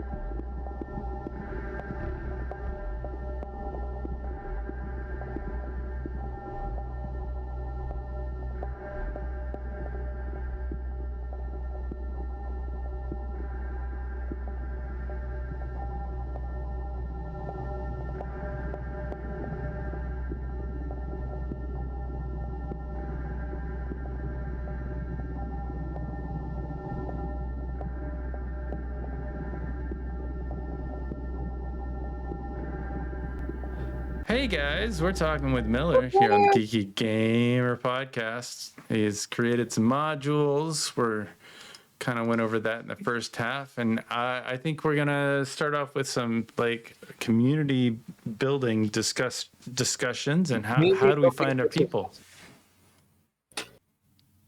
Indeed. How do you find your people? Well, that's a good question. So I think I told you that this offline, Ken, that I've done some community building in real life, and then I'm trying to do that a little bit more now in the virtual space. But there's some core tenets, and people belong to communities for one main reason, one primary reason, is because they want a sense of belonging, right? They're weak. It's not a weakness. Every human has it. It's on Maslow's hierarchy of needs. We need community. That's how we are as humans. Nah, man, I'm a lone wolf. Sure you are. That's why you're here talking to other people. Anyway, so that's the need. So it's not just like us looking for a community to share our stuff with. It's everybody else needs a community also. So where does that intersect? It intersects in two main ways, at least classically and historically. Shared values is the main one. I don't think that comes into play a whole lot when you're talking about like role-playing game communities. It can to some extent, but when it comes to role-playing is the second main reason, or the second main intersection, and that's the rituals that you do together. And that's in TTRPG, the ritual is playing the game and or talking about the game, talking about the mechanics, getting involved with the game. And it's very similar, at least in my opinion, psychologically to sports in that way. It's a game that's going on. Like nothing's really at stake. Nobody's walking away missing a leg. You're just getting together to experience a thing. And that's where I would say things are like Bill was saying, the system agnostic stuff kind of falls apart, because then you're just going into fiction where it's not a community thing. It's just, this little bubble that you put out into the world and saying, hey, check it out. you know, and that can build a little community around it, I think. But there's no ritual to it. You know, it's just a one-time experience thing, and then it's over. Whereas when you focus on a system, that's the ritual. We play this system. This is what we do as a community. We play this. We talk about these. We build, you know, extra homebrew mechanics around it. Or like, if you want to talk about like Dreadlore altogether, you know, you developed that because you had this idea for the system, right? And you played it. You know, and you put it out there. If you continue running it and playing it and continue the ritual and bringing other people in, and it won't 100% be like, this is a great thing that is always going to grow into a larger community. I'm sure you guys have a community already, right? The Dreadies, there's several people on there, several dozen people on there. So you already have a community. So like to get something like that to grow it can't just be Bill doing the rituals. If everybody likes the rituals, other people need to start doing those rituals too. And spread. Yeah. Well, and that's the thing is like, at what point, it's kind of like, did you ever have a band? No. Did you ever play music? Ken will know what I'm talking about. Not music. I mean, I know because I've never had a band, and I've tried to have a band for so many years, and it's impossible. Right. Like, I'm astounded. I was actually in an argument yesterday. You know, I get a tally of arguments every week. You know, it's not that I like to argue. Everybody likes to argue to some extent. You like it. I like to argue. I like to argue because, you know, it's like Socratic method, dude. Granted, they killed Socrates, but the idea is technically killed himself. The idea of wrestling with an idea with a group of people towards a goal, right? It's, you know, inevitably you're going to have some butthurt, but that's part of the human experience, to take offense, to get over it, to become stronger because of it, or whatever. I'm not glorifying fighting, but, you know, argumentation it's there's a time and place to be lectured and spoon-fed information, and then to sit and think about it. That is a way of learning. But there's another way of learning, which is to wrestle with an idea and figure something out.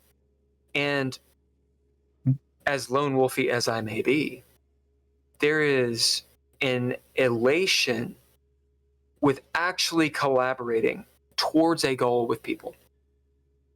Like when people are actually, like you're trying to pick up the thing, it could be something as simple as it's physical, whatever. You see someone trying to pick up a thing, you run over, you help them pick it up. You got to angle the whatever in the room, and there's a problem, and people are communicating and taking on roles impromptu. And I think that paradigm is in gaming. Like working together, even if you're working against each other, as in like in the fiction, you're playing. Okay? So what I'm getting at is this. All of it is human interaction. The argument that I got into was Jesus says it best. Okay? Cheers. Jesus. Not drinking that. Yeah, the prophet says it best. A prophet has no honor in their own hometown. I think this is an interesting thing. I have thought about, I've ruminated on quite a bit. When someone says, hey, look, here's a book. I wrote it. Immediately, everyone has an image come in their mind. They approach this book a certain way. I didn't write this book. This was Sam Shepard. Doesn't matter. Sam Shepard? Sam Shepard. Not mine. Sure. Versus if I'm like, oh yeah, this book is really good. It's a Sam Shepard book. Now, granted, Sam Shepard's famous and all these things, but if I'm like, oh yeah, this is not mine. This book is really good. Why do you like it? Oh, because blah, blah, blah, blah, blah, blah, blah. It's set in stone. But if I wrote the book, in pops this idea of, oh, you wrote it. Is it even good? Is it valid? And this is the argument that I was in. So definitely arguable what I'm saying here. The feedback that I often want with a song or with a piece of art, or especially a piece of writing, a game, is I don't want people to know that I did it. Because if I tell them, hey, look, there's this really cool TTRPG, Mothership, it's about alien, people are like, oh yeah, and they're actually interested in it. But if I go, dude, I wrote this system and it's all about alien, people are like, oh, cool. Period. Like across the board, people will be like, oh, that's really cool that you made a thing, and they never look at it. And I found that in these servers as well. Like the question of, well, just change it. Well, you need to change it. Well, it's not right. You need to do this comes up. And so it's like talking to somebody who contradicts everything you say at some point is just fucking annoying, and you don't get anywhere because that person, you can't say anything that they actually accept. And I found that with trying to build communities around, let's say, Dreadlore. I come in and, hey, I wrote this book. I've literally had people like, they'll take the book and they'll be like, and I'm like, open it. Because I'm an asshole. I'll be like, open the book. And they're like, oh, it's cool. And I'm like, thank you for opening the fucking book. But if I handed them a goddamn D&D book, oh, they don't even know what D&D is. Yeah. Thoughts? There's a few different things going on. I think your initial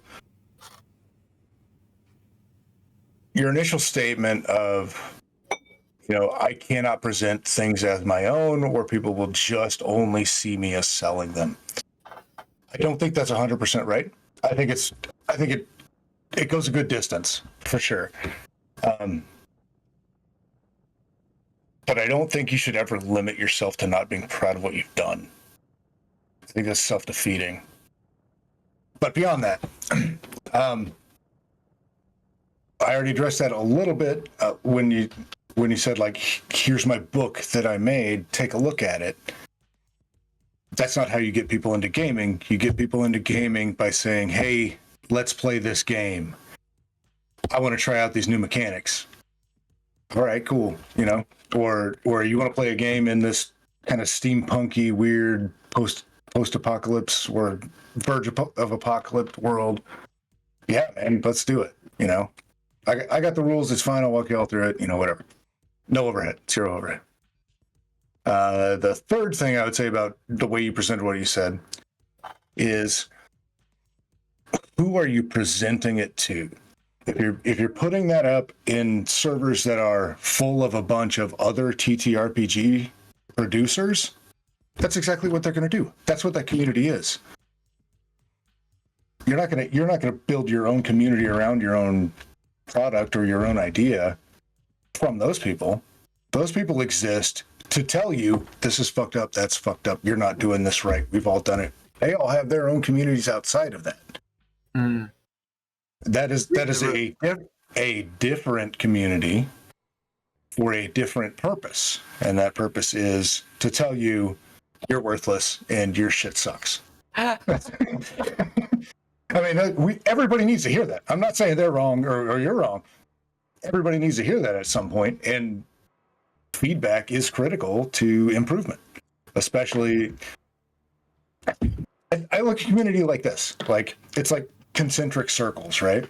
Like, I am one. I am the circle in the center, right? I am in the indie RPG community server, and that is the Venn diagram. It's a bigger circle that I have a little part in.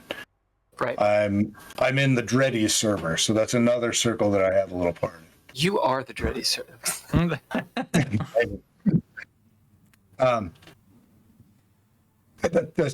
Just as an example, and if you want your thing to grow, you need a bigger circle that's not somebody else's circle that you're trying to insert it into. I think you say a lot when you say that, and I think growing communities on the internet is a lot different than growing a community in real life. I think it's harder if you don't spend money, and I talk to professionals all the time. The professionals that get work pay to get their work out there. They advertise. If you're a wedding photographer, you pay for ads to get that in front of people. If you got a retail shop, the same thing. If you have a role-playing game that you want people to play, you got to pay to play. Or, you grind, and you grind by going in person to a comic book shop, and if they have a place that'll even let you play the game there when they do role-playing game night on Thursdays at 7 p.m. You build your community one person at a time the slow way. But I think those people that you build in that community will, barring any kind of argument, will be loyal and always in your community at a degree. I'm not going to say you're wrong, because you're right to a certain extent, but that is a very backwards way of looking at it. Mm-hmm.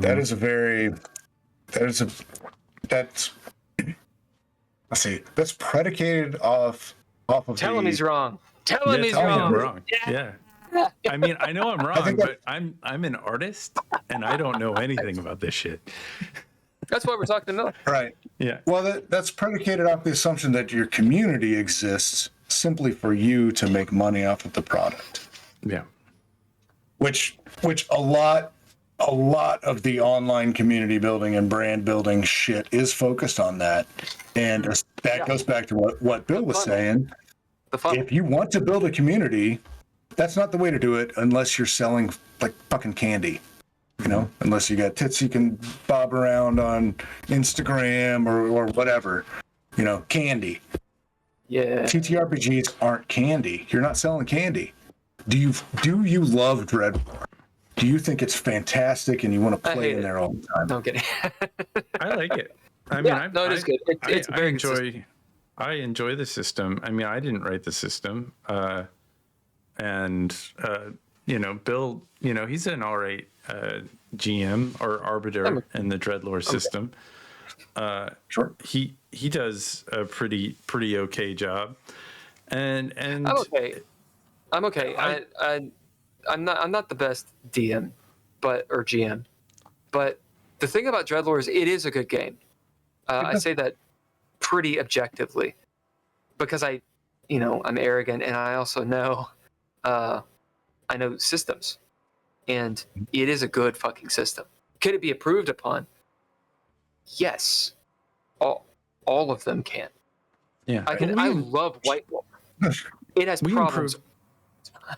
Right. We improved on the Dreadlore system by even playing it over the months and months and months that we played it. And you made some homebrew rules as we kind of went along, I think, a little bit. But I mean, you sold me on adjective-based, I'm going to get political, adjective-based role-playing games at the very start, and using terms to do feats, I think is genius, as we live in a world where, they're banning words. But what were you saying, Miller? What were you saying, Miller? That all sounds really great. It didn't really answer my question. Do you love Dreadlore? Do you love playing Dreadlore? Yeah. My buddy Punksicle, probably the best GM that I know. Don't tell him I said that. His games are awesome. He's extremely good. He ran a Star Wars setting in Dreadlore, and it's one of the best games. And I got to be a player, of course, and I was like, oh, like it was so cool watching these other guys who were very good at role playing. One of whom, anyway, it doesn't matter. Watching them play the system wrong, right? Because I wrote it, and realizing, oh, I see how they're playing it, how it makes sense. That's actually the right way you should play this game. So in my mind, it was going to be one way, but when I saw them do it, I was like, oh wow, and it's actually fun. And we started playing it that way, and then I put out the book and everything, and used that basically as a playtest. It was a great fucking game. You got to do, the system accomplished what I wanted, which is when you play it, you get to play your character. The system does not. I'm promoting Dreadlore. The system does not work against your character. For example, when I played Mothership, which I like Mothership, I've only played it maybe 2-3 games in it. But I played one of the synths, or the androids, because I thought it was cool as hell. And we're immersing it up, and it's really fun and all these things. But when it came to the sanity and that element, the androids are kind of specific, right? And maybe it's just that we didn't quite understand how the sanity was working. But what I wanted to do as the android, I think I wanted to be not the Terminator, but I wanted to be like Bishop, like in Aliens. Like you're not super strong, but you can get ripped in half and you're still around. Like you could take like 2 or 3 slugs. Oh, your systems are messed up, but you're an android. Yeah. I think they do that pretty well with the Alien Romulus, although I did not like that movie very much. I've not seen it. The system didn't really work that way. It's like you got hit points.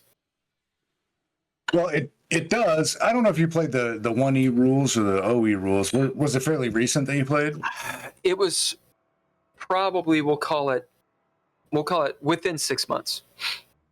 Okay, yeah, so it's probably the 1E rules. And they do kind of deal with that. Like you have wounds, right? Like you have health and wounds. Yeah. And so the androids, like the way it works is your health goes down, boom, then you take a wound. It resets your health. Then your health goes down, boom, you take another wound. Most characters only get 2 wounds, so you only get like basically 2 health bars. Androids get 3, Marines get 3 too because they're tough. Yeah, the Marines. And I think those are the mechanics that are supposed to handle that. However, anytime you hit a wound, you can be killed, no matter who you are. So once you hit that first wound, you roll on the wound table, and there is a chance you can get killed. It's a small chance, kind of depending on what way you take, but. I do kind of agree with you that the Mothership system treats androids like humans too much. Yeah. That androids need a little better boost. It's like your intelligence, or you get like a plus 40 or something. Like you can be really, really good, but it's like I was playing a Fallout campaign in D20 Modern. Also run by Punksicle, also awesome, but I think D20 Modern's terrible. And a lot of what that game was working against the system. I was trying to play, again, a synth, so like a Fallout synth, where you're really tough. And I was using them. The point is this. We're using the mechanics, but I'm playing this tough as nails, can get shot in the face, Terminator-style robot, but the mechanics are not allowing that. And I think a lot of people run into this. They're playing a class-based system, and they're like, I want to be a rogue that's sneaky. It's cool, so what are you going to do? Well, I'm going to run up, I'm going to sneak up to the door, I'm going to unlock the door, I'm going to run in and Arya Stark the hell out of, somebody. Cool. Yeah. That's awesome. All right, roll. Uh-oh. The moment you roll, people are like, oh, I can do it. Actually, what you're saying is you can't do it. It's the reverse. The moment you roll, you're saying, right, do you do it? Which means, when do I roll if I'm the rogue? When I'm trying to sneak, when I'm trying to backstab people. Which means those are the only rolls that I fail. So if the only time I fail as the rogue is when I'm trying to be a rogue. If I go up to the big daddy and I'm like, haha, I'm going to arm wrestle you, and I happen to roll, I'm Ken, and I happen to roll a 20, holy shit, awesome scene. If I don't roll a 20, I fail. It's like, well, that makes sense. I'm not the barbarian. But I always fail when I'm the rogue? That's it. That's the game system way of thinking. It's, wait a minute, this system actually punishes you for trying to do what you should be doing. I completely understand where you're coming from, and I think that is the thing that I hate the most about Call of Cthulhu. Call of Cthulhu is the worst about But you fail like a motherfucker. Yeah. If you got to roll for anything, you just don't bother. But that's the point. Just try doing the fiction. That's So the point. I understand it. Yeah, I understand that, but you need the verisimilitude of everybody fails. Like, it doesn't matter how good of an assassin you are, you can fuck it up. Right. And I agree with you. That's why in D20 they try to correct it, and with like Numenera, I think Numenera does or Cypher System does a very good job of this, of degrees of success and degrees of failure. The problem with D20 is most systems are geared towards you either do it or you don't. In Dreadlore, it's degrees of failure and success, which of course I got from White Wolf, has its own problems, because White Wolf is basically D20 just using D10s. Point. I haven't played White Wolf in a while. Yeah, it kind of depends. It's all in that time. I think the 90s, late 80s, 90s. Yeah, that's when I played. They're really just copying D20 because it's the only thing to copy, and they're using D10s. I mean, every White Wolf game I've ever played, every D10 game I've ever played, there's this element of, okay, if you get 1 success, you kind of do it. If you get 3, oh, you really do it. You get 5, it's exceptional, right? It sounds good until you actually put it into practice. And let's say you're fighting a vampire that has a pool of 15 dice. Yeah. Oh, you got 5 successes? Yeah, he crushes you. It's like, yeah. Or they're like, okay, you have to get only 10s. Whatever. Yeah. Lynn and Tapestry is pretty good about this. Speaking of only 10s, I mean, I think we should just jump in there. Hold on, let me. He's got a rebuttal. Let me go back to that for just a second. Yeah, go back. Shit, I think I lost it. Are we valid? I think I lost what I was going to say. I can keep going. That's what it's the idea of degrees of success and failure. You got it. Right. And in Mothership, I'm pretty sure it's in the rules. I'm pretty sure it's in the Warden's manual. But a lot of times the roles are like that. Or at least that's at least how I put it. Like, you got a guy that has, industrial engineering, right? And he's trying to fix or repair this, comms system. Okay, you're going to make a roll on that. Whatever your role is, it's going to determine how long it takes you. It's definitely something you can do. You can do how much is it broken? How long is it going to take you to get that working again? I like that. And that's a D20 system. No, Mothership's 100, D100. Oh, is it? Yeah, that is that. It is. Yeah, I mean, it's great. But you could do it. The thing is, you could do it on a D20. I understand why they're not. Yeah. You could do it. You just make it, your first skill, instead of having a +5, +10, +15, right? It would be, or is it minus? It's plus, because you want to roll under. Plus. You could just be like +2, +4, +6, or 1, 5, whatever the fuck. Like you could do it that way. Anyway. Yes, Ken?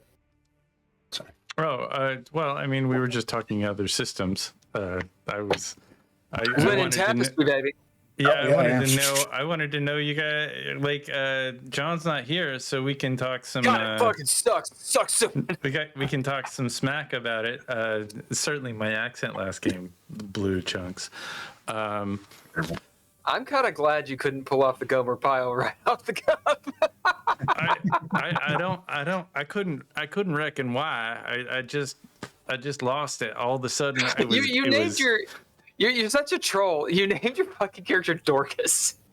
Right. Such an asshole. No, I named my character Daucus. Daucus Carota. Daucus Carota. Which is carrot. What's the fun? There it is. There it is. What's the fun? Oh. It's like you're like one of those guys that's like, my name's like Dick, loving it. All right. Yeah. Dude, really? Every fucking time. It's like, all right, you guys are you're walking into the crypt of the vampire. You know, there's all this shit going on. You describe your you see my guy's got the wide brimmed hat and this whole thing. Cool. Yeah, other dude, oh, we're so into it. What's your yeah, my name's Dick's loving it. And I'm wearing a fucking dildo on my head. 13 swords, and I have 5 legs. This fucking asshole. Right. I know. I mean, I You just said I could do it. I have no Italian. I mean, Mamma mia, Yeah, I don't it either. doesn't work. I don't You know, it's would you rather me do this thing and put an at the end of every thing? Just do the thing. Just like this. I was This, trying to do this, it, and I couldn't. Yeah. It's just you were doing a vampire from I know, I was doing a vampire. like, Kazakhstan. So here's the thing. Here's the thing is I was looking up Italian accents for English, and they trill their R's and they kind of talk like that. It doesn't sound Romanian, but there's an element that does. I'm just not good at an Italian accent. Ruffles have ridges. Yes. But Yeah, I think it's especially hard for English speakers because English is not. It doesn't have a rhythm. Right. Or the rhythm is very slow and it's. Yeah, we're like lizards. A lot of other most other languages have some kind of rhythm. Even German is bop. Yeah. And Spanish. Yeah. You know, and we don't really do that. But I mean, the only thing that I know of Italian, it's from movies. It's from like The Godfather. You know, it's like baby. You know, that's cool, but it's also funny. It sounds like we're trying to play mafia guys. Yeah. You know. Yeah. Or somebody from Brooklyn, I feel like I'm not trying to imitate an accent. I feel like I'm trying to make fun of someone when I do it. Right. That's not what I'm trying to do. Right. And which takes you out of the fiction. You know. That's why I chose an Appalachian accent. I can't do an Appalachian. I'm from Kentucky. You know, I'm from 30 miles away from Appalachia, and I can't even just do it consistently. But I'm trying to do it for real. Well. You got it. But I'm trying to be real about it. You know, you're just using the broad accent, and that's the thing. Like, when you hear a broad accent, like from really anywhere, unless it's someone who is not like, I'm talking about speaking English fluently. It's one thing if it's an accent plus broken English. That's different. Right. If it's fluent English with an accent, which is a broad accent, then there's points I find myself like stunned and wondering, is this person from Australia, the Australian outback, or Melbourne? Are they putting? Or are they South African? Or is it? Yeah. Yeah. Are they? Do they really sound that? Because it's so broad. So when a person like one of us, you know, says, "All right, good day, mate," it sounds like, or like, "I did the fucking Lucky Charms," like, you know, it sounds like you're putting on an accent, even if it's correct. Not saying that either one of those are correct. Yeah. Right.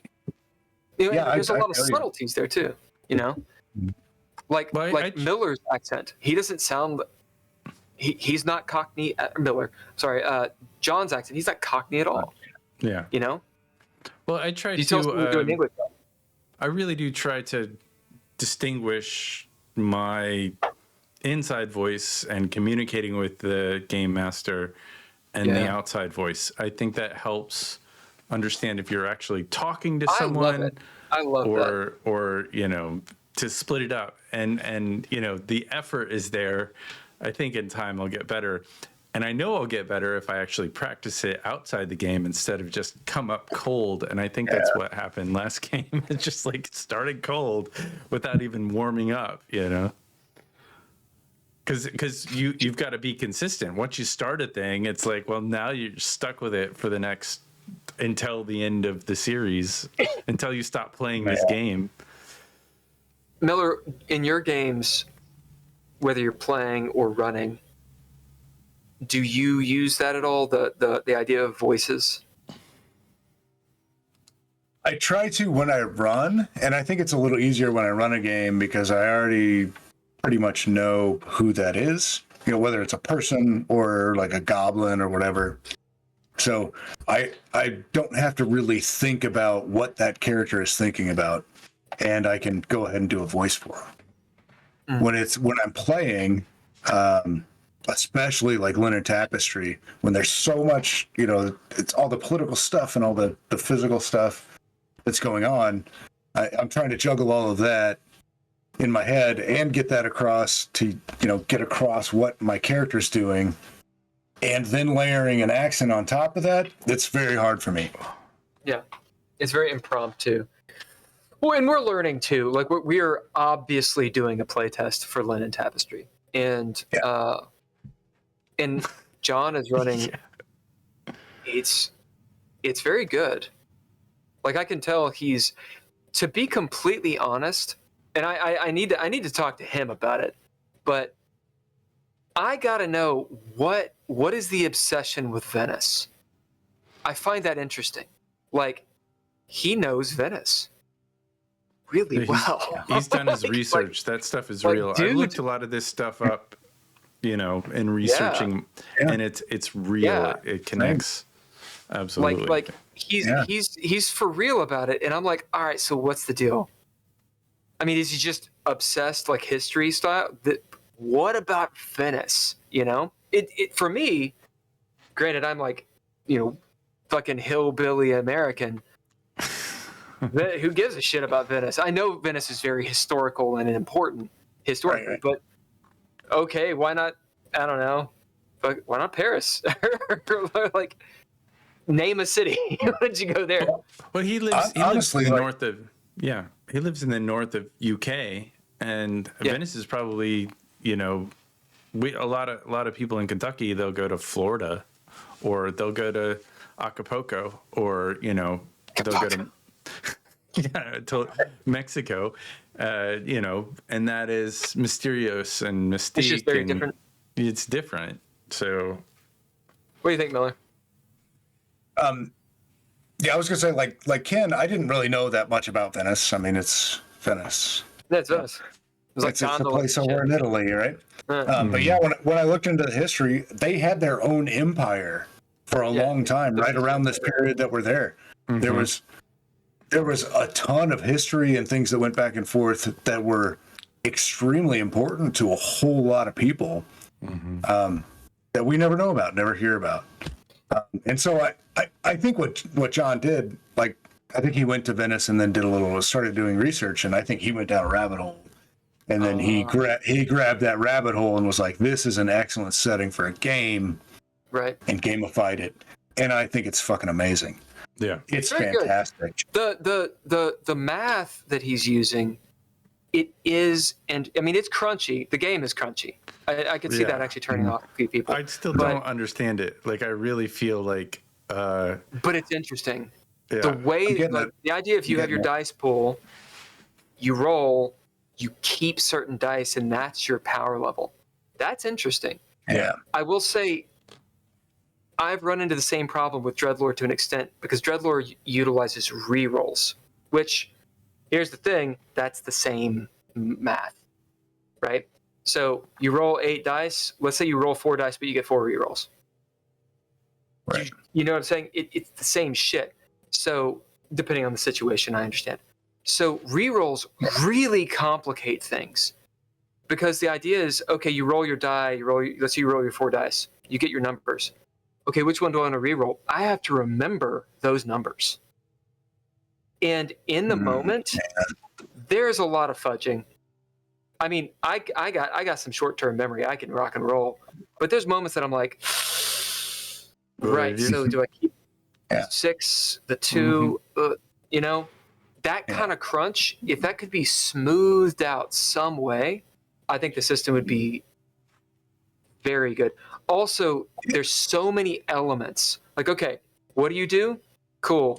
Make your roll. Ready? All right, cool. He rolls. Cool. What do you have? Cool. Did he do it this way? Cool. What about this? Cool. Yeah. And It's like- I take D12s and I'll just re-roll it if I roll 11 or 12, that's just a re-roll. Because I don't have but 3 D10s. So I've got, I don't know if that can count. So I'm like re-rolling D12. I do a D20 and half. It skews your results a little bit. But I don't think it does. I mean, if you roll 11 or 12, it just doesn't count. Yeah, statistically, it wouldn't. That's what you guys get. Yeah, I used Google Dice. I was using Google Dice last time, and I rolled 3 10s.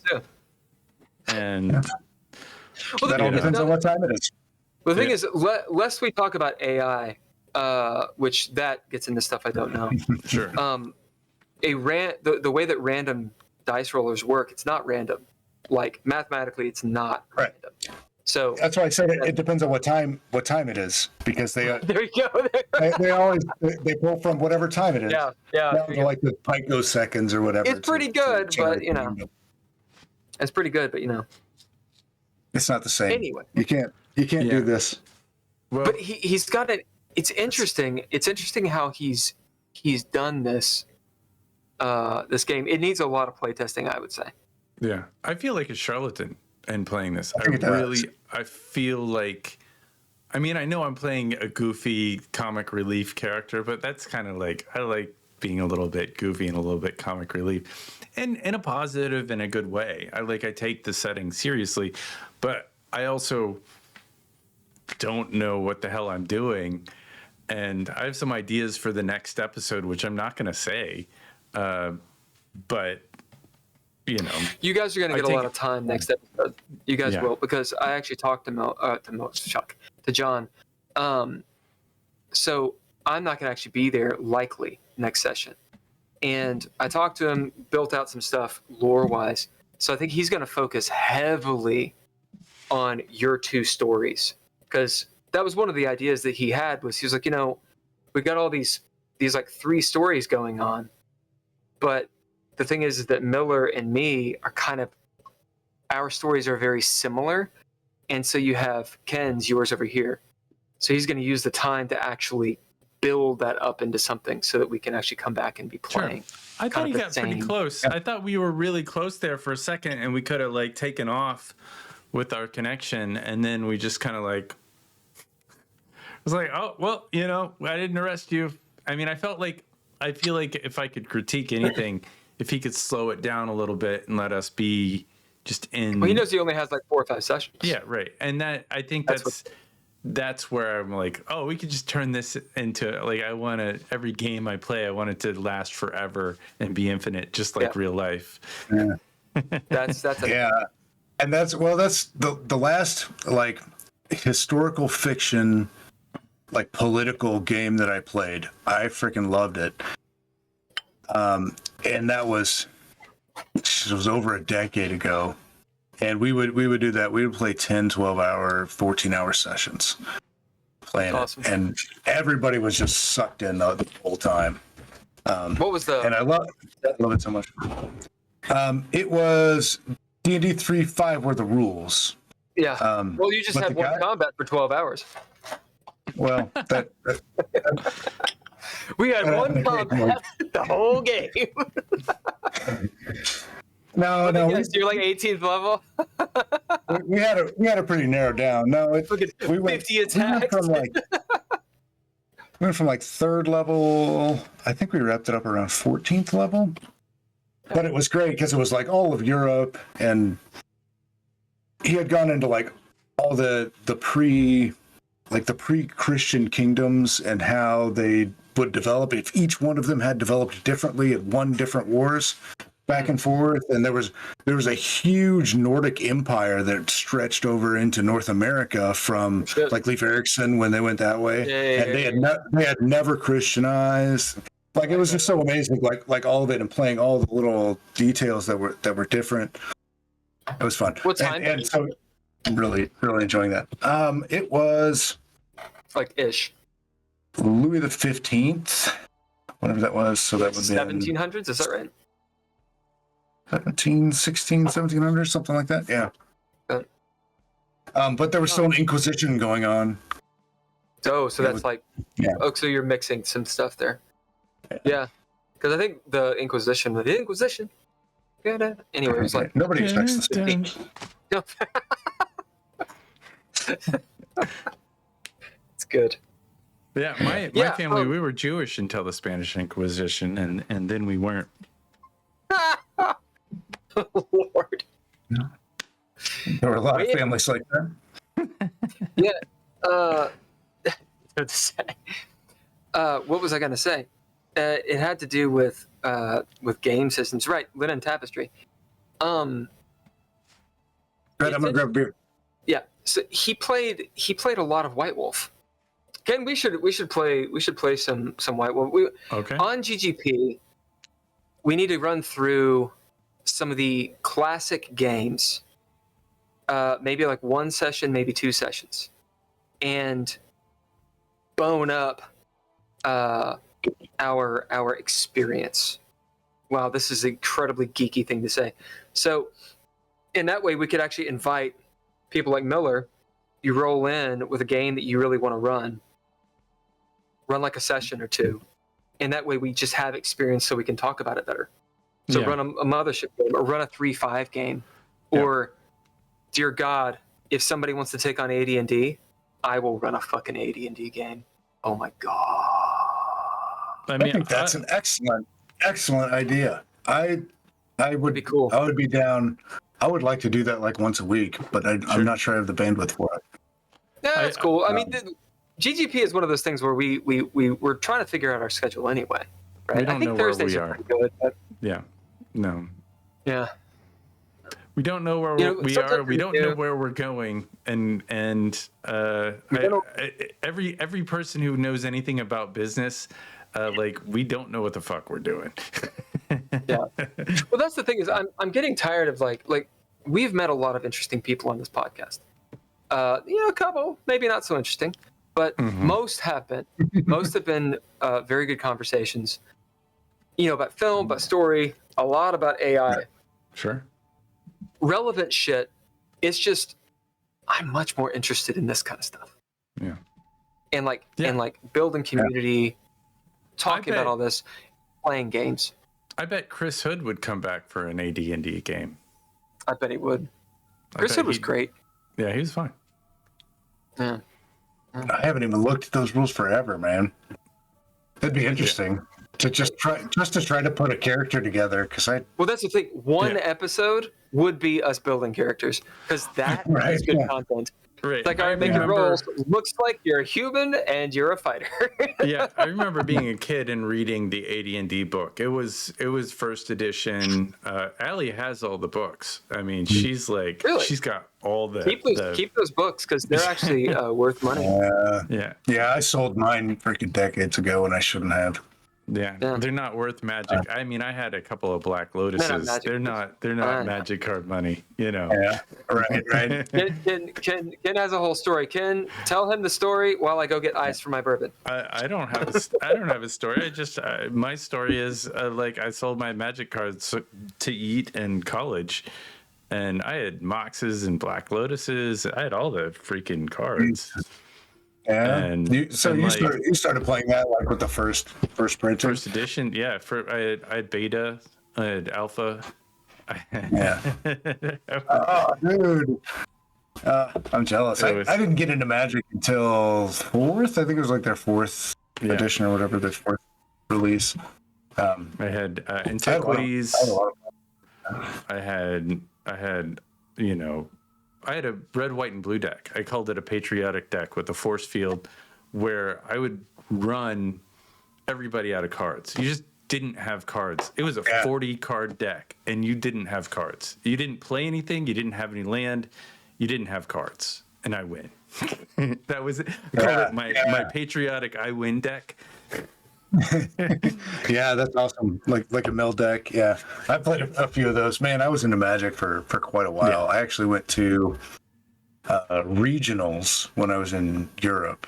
Yeah, in 2006. 2006, I think it was. Yeah. Yeah, I got third place in regionals. It was. I didn't get the invite, But... It was the 90s is when I was there. Oh, yeah. Well, I started playing back then. I didn't actually get competitive until much later.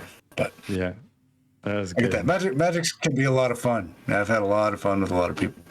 And I thought it was built really well. The math of that was like I could see somebody playing a role-playing game off of those cards. I have like a toy. I would say it's a toy. It's like it's a 5-color game. It's called Game Night that they, where if anybody ever wanted to go to my house and play a game, they were kind of just pre-built toys. But yeah, no Magic cards. I needed to eat in college for some reason. I mean, I was so dumb. Food is overrated. I needed synthesizers. Ramen, man. That's where you went wrong. You don't buy the expensive stuff. Yeah, still got all those synthesizers. They're not worth anything anymore, but maybe someday. Anyway, so did you have any interest in talking about maybe that video that we AI video that we edited? Yes, we have to talk about that. We got to talk. That is the softest way to confront anyone ever. That was I just wanted to leave it open. You could just say no. And I think that you had a very relevant. I think we should watch the video. Yeah, let's do that because I was just looking it up. I was going to have to get a refresh anyway, but I'll address it. Yeah, I can show. I mean, this is the conversation that the people at home don't see it, but I can just imagine. Can only imagine what I said. You didn't say anything. It was me. I didn't. And I responded. I didn't know that it was Miller when I responded. So I mean, first off, how did I do? And did I do okay? Well. Let's watch it first. Okay. All right. We'll watch it. And here's the clip. I got to turn the volume up. But we know people who've served, and we know what the cost of war is for sure. At what point does a person you're in war, you have to kill, you rationalize it? No. At what point does it break you? Oh no. And if we're going to bring it into mechanics of a game system, let me start this literally over. It's literally me. Let me start off the video again because I just ran into like computer's disease with things popping up in the wrong way. All right, so we're gonna start this again. Yeah. But not directly. Not personally, not directly, but we we know people who've served and we know what the cost of war is for sure. At what point does a person you're in war, you have to kill, you rationalize it, at what point does it break you? And if we're going to bring it into mechanics of a game system, the point that it affects you, that's just role play in the story. The point that it starts to break down the character, that's when they're failing the role. Right. That's how the game system is showing that. And you know, at that point in time, me, Ken, I was thinking, am I going to start a cult? Like how, yeah. But not direct. So. Oh, Jesus Christ. So I think I know what I was trying to say. Yeah. But fuck me. It was. Yeah, I think, yeah. So it was just my initial impression and what I commented on, because I didn't know it was AI cutting, doing the cuts. Is that it sounded like, you know, we've never been in war. We don't know what we're doing. You know, we don't know that world, but we kind of know what it is, and we have a good enough impression of it that we can go ahead and put that into mechanics.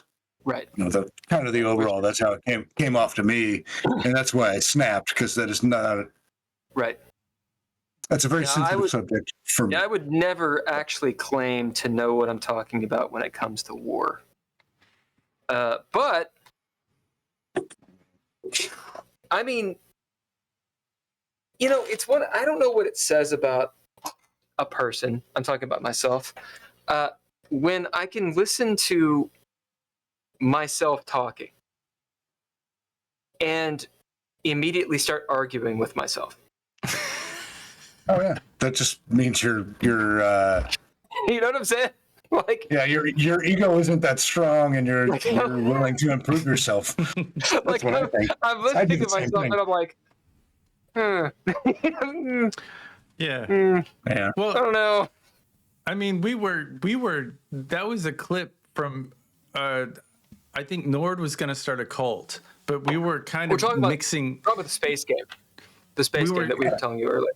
Yeah, but yeah, oh yeah, so it was Dolby was going to start a cult because he had a whole planet to take over, and it was brutal. Like, it's Space Marines, so people were dying left and right. There was no freedom, and I was trying to play a character that built. There was this thing called the SSA. So to me, the character was. It was the government over the people. So I was the fascist. It's fascist. I was populism the fascist. That is the way it goes. You know, and I think the issue that you had is Bill said, at what point does it break you? And I think the character I was playing was broken. Was mentally wrong on every level, but not because of the military. No, not because of the military, because of the government in that setting. Yeah. So it's like The Expanse, except I wrote this book for National Novel Writers Month. You know, the November thing that goes on. It's called NaNoWriMo. It's actually pretty cool. And it's obviously quantity over quality. You write it in a month. You're like 50,000 words. And I wrote a book called Star Driven. And it's horrible. It's really bad. But the elements of it, there are elements of it that I thought were so cool. And so I started running games in it, and I created the Into Space splat for it instead of running games that way. Yeah. One anecdote, by the way, just to toot my own fucking dick, is this. The premise of Into Space was I wanted it to be for 700 years in the future, but still have this nautical feel. So kind of like what you were talking about, Miller, with Mothership, how it takes you time when you go anywhere. Mm-hmm. Like, know, if you're going to go somewhere, you may not come back because it takes you so long, right? So yes, we're space faring. Yes, we can go 10 light years out, maybe 20, but it takes you a long time. And even with the advances, you can do it easily within like 10 years. And you have cryo sleep, so you can extend your life that way. But for the people back home, sayonara, you're gone, right? Right. Yeah. And I really like that. Sorry. Go on. I was just going to say, if you add the time dilation for traveling faster than the speed of light, then you're never coming back. So the way it works in Into Space is, and this is the way that I was tooting my own horn. The math, I don't know about, but the theory is actually pretty good. And the science fiction part of it, I was guessing. And it just turns out that within the last few years, it's starting to be proven. It's this. Have you heard of gravitational eddies? So the idea is, imagine something very, very massive, like dark matter or whatever, in the Oort cloud or beyond, somewhere in space, moving through, and it creates a rivulet, right? Like a groove, like on a pond. Like gravitational waves. Yeah. So it's bending space. It's literally warping space. So the idea is, at a certain point, when we have gotten out to, we're sending probes out to the Oort cloud and thereabouts, which is fucking far, right? We start seeing these gravitational eddies, these gravitational waves, and someone realizes, oh, we don't have to warp space if we can map those, like navigating, like Huck Finn style, navigating the eddies. You can use those curvatures to kind of cheat. All you got to actually do is go about a quarter of the speed of light, which we can do, theoretically, through space solar sails. And the gravitational eddies kind of get you up to light speed. But you're only going a quarter of the speed of light. So your time dilation is minimal. Meaning, let's say you want to go 10 light years. You spend about 10 years, a little bit more, that's it. And the time dilation is relative, no pun intended, 10 years. So that's the whole premise, right?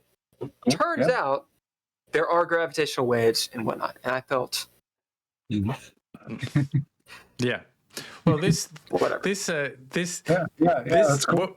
What we're talking about is not about the physics; it's about the mentality. But it's cool. It's cool. But it is cool. So, Good. Congratulations. Yeah. Sorry, my bad. Yeah. I that's pretty fucking cool. Oh, that's a cool idea. I got too many tabs open, so there's a little. So my idea was this: the government is the thing that's breaking Dolby. Yeah. Right. Okay. Right. So, but as for that video, the way it starts is real world assessment, and then it goes to, we did this in the game that way, and so that's the way it came off to me. I don't really, and that's why I responded as harshly as I did. Yeah, but rightly so. I don't think you were harsh. Yeah, you're a soldier, and you have a very, very valid opinion. I think you on the had a subject. good point. I think that what he said was offensive out of context. Absolutely. What point does it break you? Because that's not. I mean that, and I think that we're not trying to do. I think it was a game mechanic for,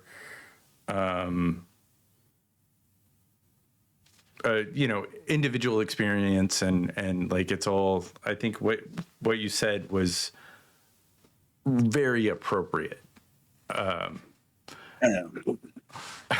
So that. Yeah, I think what I was trying to point out was that you don't break. Nobody breaks. No person breaks. No person's broken. They change. Everybody changes. And dire circumstances cause, this is real world, dire circumstances cause people to compromise more and more of values to accomplish a greater value. Right. So that's a very rational and sober. What's the word I'm looking for? From experience, right? Like you actually know what you're talking about. It's about, in the real world. To some extent. And you've seen it, and it's a very visceral thing. The way that a movie perceives Vietnam vets is not that way, right? So like, oh yeah, especially the Vietnam era. Yeah. So like Apocalypse Now, not to diss Apocalypse Now, I don't know what you think about it, but I would argue there are a lot of broken people in that movie, or that broken people that are soldiers that have gone through this thing. Now, the thing is, when I say broken, the implication is pretty fucking harsh, right? Right. That's implying that they're weak, or that they cannot be fixed, or they're destroyed, or something like that, which isn't my intention. Yeah. It doesn't matter what my intentions are. So I guess maybe something that would be educational for me and other people is, why do you phrase it the way you're saying it? What's the difference between saying someone is broken by certain circumstances and not? Well, just for real world examples. I mean, do it in your game however you want to do it in your game, but real world examples. To do it with something that is actually realistic. But that's a horrible way to speak about someone, that they're broken. Especially someone who went through such a thing as a sacrifice to other people. Such a thing that changed them so much. They're not broken. They're different. I don't know. I think it's just a horrible way to talk about people who went through that. Just specifically on the real world. It's callous. It's callous. Yeah, it is. I mean, and especially, and it came off especially that way from folks who've never been through anything close to that. Yeah. Well, and it's not. I did take it out on you guys, but it's not just you guys. Like, there's so much of the world looks at it that way. Yes, absolutely. Because that's the only way that. I mean, I think of like Warhammer 40K, like it glorifies a certain thing. That's very black and white, cut and dry. It's awesome, but very much. You break in 40K. Mm-hmm. But what does it mean to break? Right? Mm-hmm. Like everyone has a breaking point, spy movie type shit. Like it really is. It's LARPing, right? Sure. Like, yeah.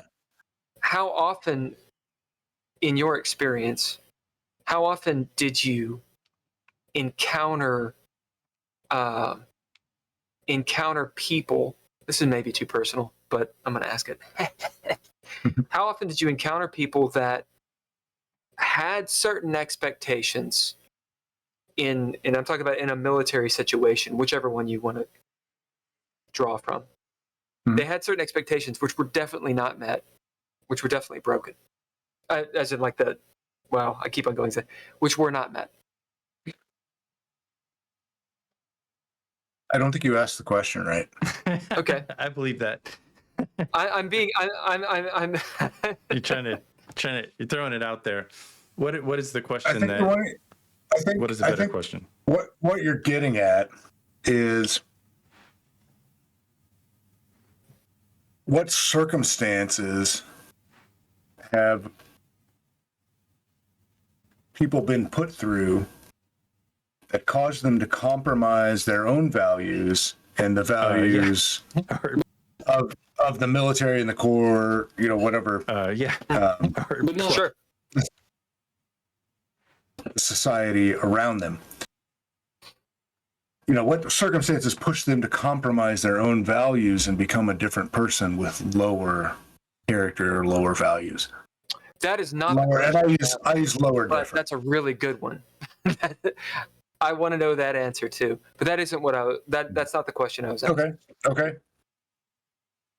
The question I was asking was, what are the expectations people have, the real expectations? So let's say I went to the military. I'm too old to go to the military. But let's say I go to the military. Right. And I'm full of all my ideas of what I think it is. And I go to the desert, right? Because it's about that time, 2003, 2004. Yeah. What am I actually going to encounter? Versus what I think I'm going to encounter. First of all, you're going to go through your basic training. Whether it's, if you go to the Marines, it's boot camp or whatever, Army is basic training. And that's all I can speak of as Army. 99% of those expectations are going to be gone by the time you leave boot camp or basic. I see. Okay. At least hopefully, if they did it right. Some programs are a little better than others, and they try to be standard, but it doesn't always work. But most of your expectations before you join up are gone. You're going to keep maybe 5% of that going in. So those 5% will still be there, but your expectations are going to be from what the military told you to expect. And you've been trained to operate that way, to behave in that way. So there's nothing like being in the situation. Disclaimer. However, a movie like Thin Red Line, Black Hawk Down, does that capture anything that's useful or true that you can relate to? Or are they bullshit? Sure. There's some bullshit in there. There's some expanded heroics, but it's Hollywood stuff. You got to do that. That doesn't really bother me. Black Hawk Down's really good.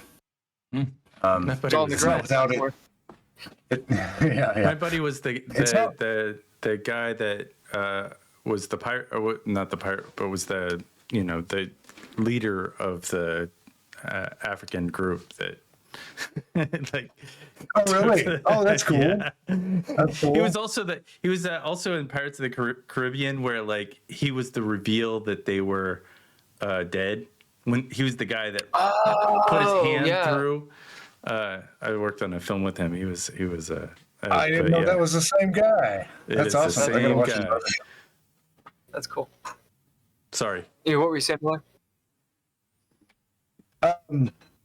What do they get right? What do they get wrong? Because that's thankfully, thanks, soldiers. No, I don't have to do that. I'm serious. Yeah. I'm serious. I don't. You know a lot. You know enough about me. I don't bullshit. Not like this. I appreciate it because I don't have to fucking do that. Yeah. I get to learn it from movies and books, right? Sure. So what about it is realistic, and what about it is bullshit? Because that's the shit I'm going to use in my games. Mm-hmm. You want me to break down all of Black Hawk Down? No, just in general. Just in general. Specific to, there are people in that movie that I would describe as the circumstances, maybe they don't break them, but they come close.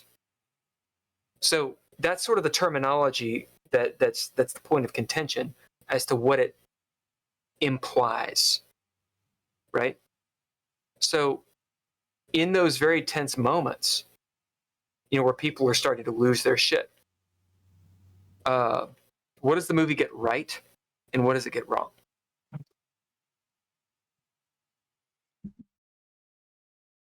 Well, I think on that note, it gets right that people handle that differently.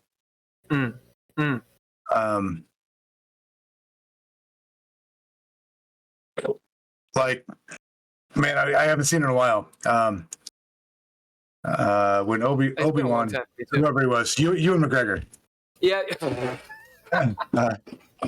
Obi-Wan. He was like a little kid back then, but yeah, he was. Well, actually, Kenobi, they do the same thing. But go on. Sorry. Oh no. I know. I don't like it either. But then you get into the idea of PTSD. Yeah, and this it's not really PTSD because PTSD is post, and Right. and This Black Hawk Down is the Right. Right. Yeah. So anyway, I think it was his character that was bitching about the brass falling on his back, the hot brass falling on his back, and he was like, he was so mad. He's like, if he doesn't get him, kill this guy. And then his buddy, the other guy from Train Spotting, gets blown the fuck up, gets blown up, blasted out onto the street, or under rubble, and and they pull him out like, hey, you're all right, and you get the sound and everything, and he's like, I hear bells ringing, and he goes, so it's two very different ways. Like, are both of them broken? One of them because they're just extremely viciously angry all the time, and the other one like, I don't even fucking know what's going on. I don't care. I hear bells. I think when they're reintroduced into society, right? Polite society, they've got a very different perspective on things. Absolutely. And that doesn't, I mean, that wartime experience definitely has an impact. The living under a military culture for however long it was, before, during, and after, has a much greater impact, or can have a much greater impact. Everybody's experience is different. I don't want to discount anything, but that can have a much greater impact, and I think that impact is greater for more of our veterans. It's so interesting. So, I mean, you're supposed to write about what you know, right? Sure. And the thing is that combat is a part of tabletop role-playing games normally. But I haven't been in life or death combat in a wartime way, right? I've been in some combat.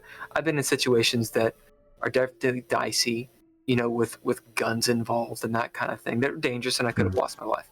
But I've never been in a situation where the rules, quotes, are broken, and it's like, go kill that dude, or that guy's going to come kill you, or that could be, or whatever, right? As in, like, the rules of reality. So when I talk about those things, or when I attempt to describe those things, I can get it wrong. Mm-hmm. And should I even talk about those things, I think is arguable.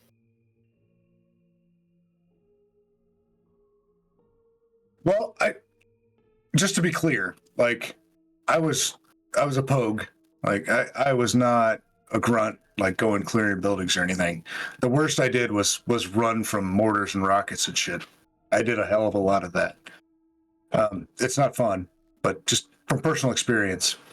And I'm not going to tell you, like, I believe in freedom and liberty. That's kind of the whole reason I joined and did what I did.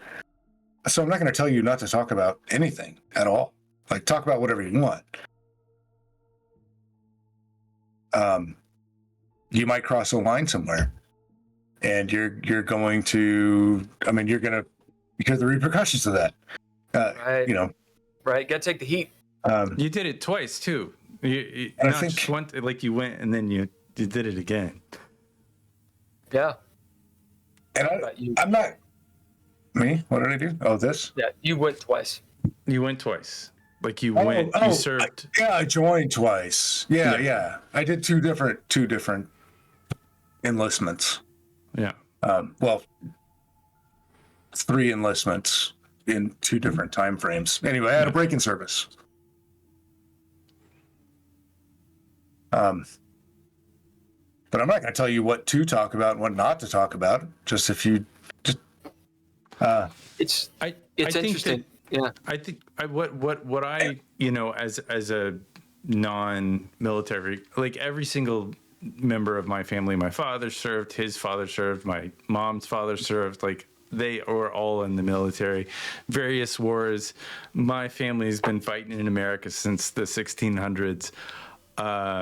Where I take offense and where I have my dissent, I have the dissent with the people sending people to war for unjust reasons, but I also take offense with things like Call of Duty, where the video game, where it kind of glorifies the camaraderie and the shooting, but you don't have any of the negative effects of war. And I think what I really enjoy about the process of role-playing is that you can explore that to some degree, definitely not to the degree of mortars and rockets and stuff like that, but you can try to go through and process the effects of what that is and discuss it, and certainly have people who've been in the military in any capacity and involved with that discussion is, I think, very helpful to understanding the process that you go through. Sure. I get that to a certain degree. I disagree with you about games like Call of Duty, because it does give you that, as humans, everybody has, like, I think evolutionarily, it's kind of built into us to have that fight or flight, and to have, we all have at least ideas of what I would do if I need to fight. Like, you bitch better not mess with me. Better not say that shit again. That's your, I'm gonna fight. I'm gonna fight. I'm gonna get in that zone. Take that shit out on a video game in Call of Duty. Get into there, get that adrenaline, get it out, realize you're worthless. Better not to fight. But on that other hand, if you are good at doing this, you need to realize you're not good at actually doing it. Yeah. Well, unless you're playing paintball or something, maybe that's some experience. That's true. There's some paintball players out there that smoke. Yeah. And I played laser tag. I mean, when I was a kid, getting hit by a paintball sucks, but it's not getting shot. Yeah, it's definitely a different. It's a different experience. The stakes are different. It's like playing. It's not like that. Actually, it is like this. When you say it's like something, it's not as something. Okay. It is like playing poker, but without chips. People play differently. Yeah. When there's money on the line, when you actually lose something, or you are afraid you're going to lose something, you don't play like an asshole. Right. Like then you're not a split. Call of Duty seems to me, and I've never played Call of Duty, so this is the asshole coming out. It seems like fight or fight, and you run in, and you can just run. I don't know if there are dynamics. Well, if you die, this. You just come back. You come back when you die. You can just run forever. Yeah, if your buddies die, it doesn't matter because it's a game. Yeah, the cost isn't there. Whereas if you go out and you play a paintball match, you feel the impact. You feel tired after running around for an hour. There's definitely a lot more immersive experience to doing something like that. Which I knew a guy who played Call of Duty. He was very excited about joining up and kind of gung-ho about it. I don't know his after story, so I can't speak to that, but it seems like it was post 9/11 and he was just charged and ready to go.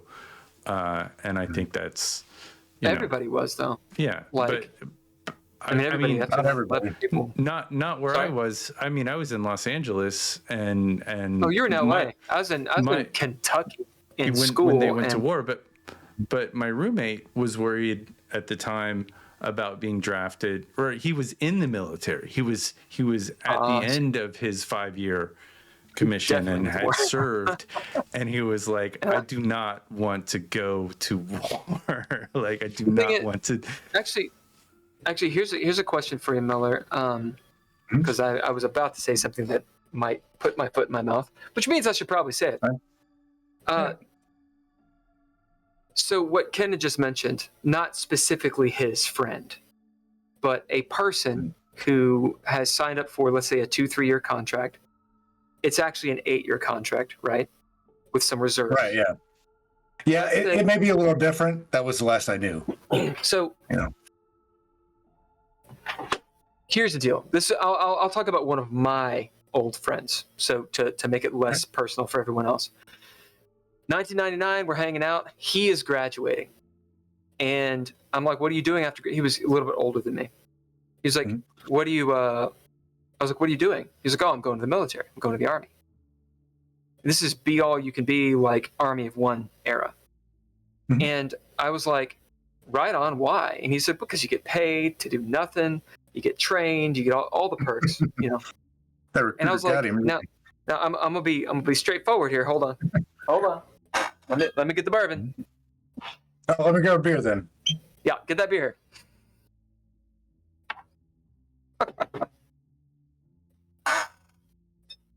GGP needs to incorporate some sort of acronym for alcohol, because that's kind of what we do. Well, it's probably apparently Gen Z doesn't drink. Gen Z and Gen Alpha apparently don't drink. They get high, dude. They get high because they can. It's fucking legal. Has been their entire lives. Yeah, man. Thanks to Gen Xers and elder millennials. That's right. That's right. So here is my mentality. I hope it's not too offensive. Well, I'm gonna tell you too.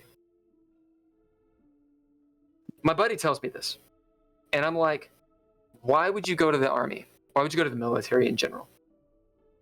And he was like, well, I didn't know it actually at the time. I found out later. His whole family had a history of going to the military. And so he was kind of living up to certain expectations, and it was an honorable thing, you know, that he'd grown up with and all this stuff. But at the time, on the school bus, I'm like, why are you doing this? And he goes, dude, you get to do all these perks, all this crap, blah, blah, blah. And I was like, right. But you know that being in the military, being in the army, like, if there's a war, like, the purpose of the army and the Marines and is to go to war to protect the country or to act as a deterrent. And going to war, at least from my perspective, as a 16, 17, 18-year-old, was to go kill people who want to kill us.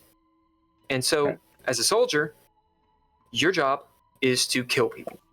And another way to say that is to murder people. It's just different context. I know. Yeah. Remember who I am.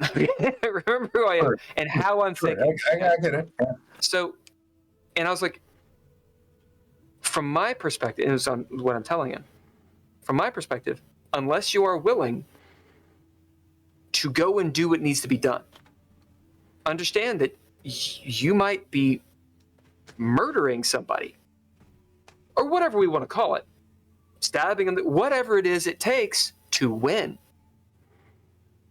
You might be called upon to do that, and that's your job. Your job isn't fucking hanging out at the motor pool. Your job is to do what you need to do. Are you sure you want to do that? If you want to, awesome, but are you sure you want to do that? And he was like, dude, check this out. Dude, we haven't had a war for like 20 years. Yeah, I remember that. I remember this because 2 years, because at the time I was like, oh yeah, you're right. Because I was in third fucking grade when Operation Desert Storm happened. Everyone was scared. It was 4 fucking days. Right. And we just sort of didn't talk about it anymore. Oh, yeah. Right? Because we're kids. We didn't understand what's going on. So is this idea of, holy shit, we didn't know anything about Nicaragua. We didn't know that shit, right? 20 years. And I was like, man, but if there's 2 fucking years later 9/11 happens, a third of my friends are in the Marines, the Navy, the Army. Third is a pretty good number. 10% didn't come back. And I'm sitting there like,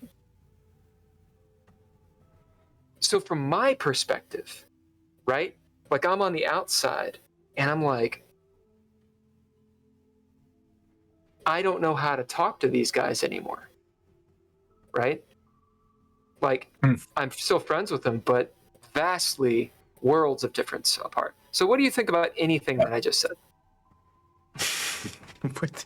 Broad. That's a lot. That was a big story.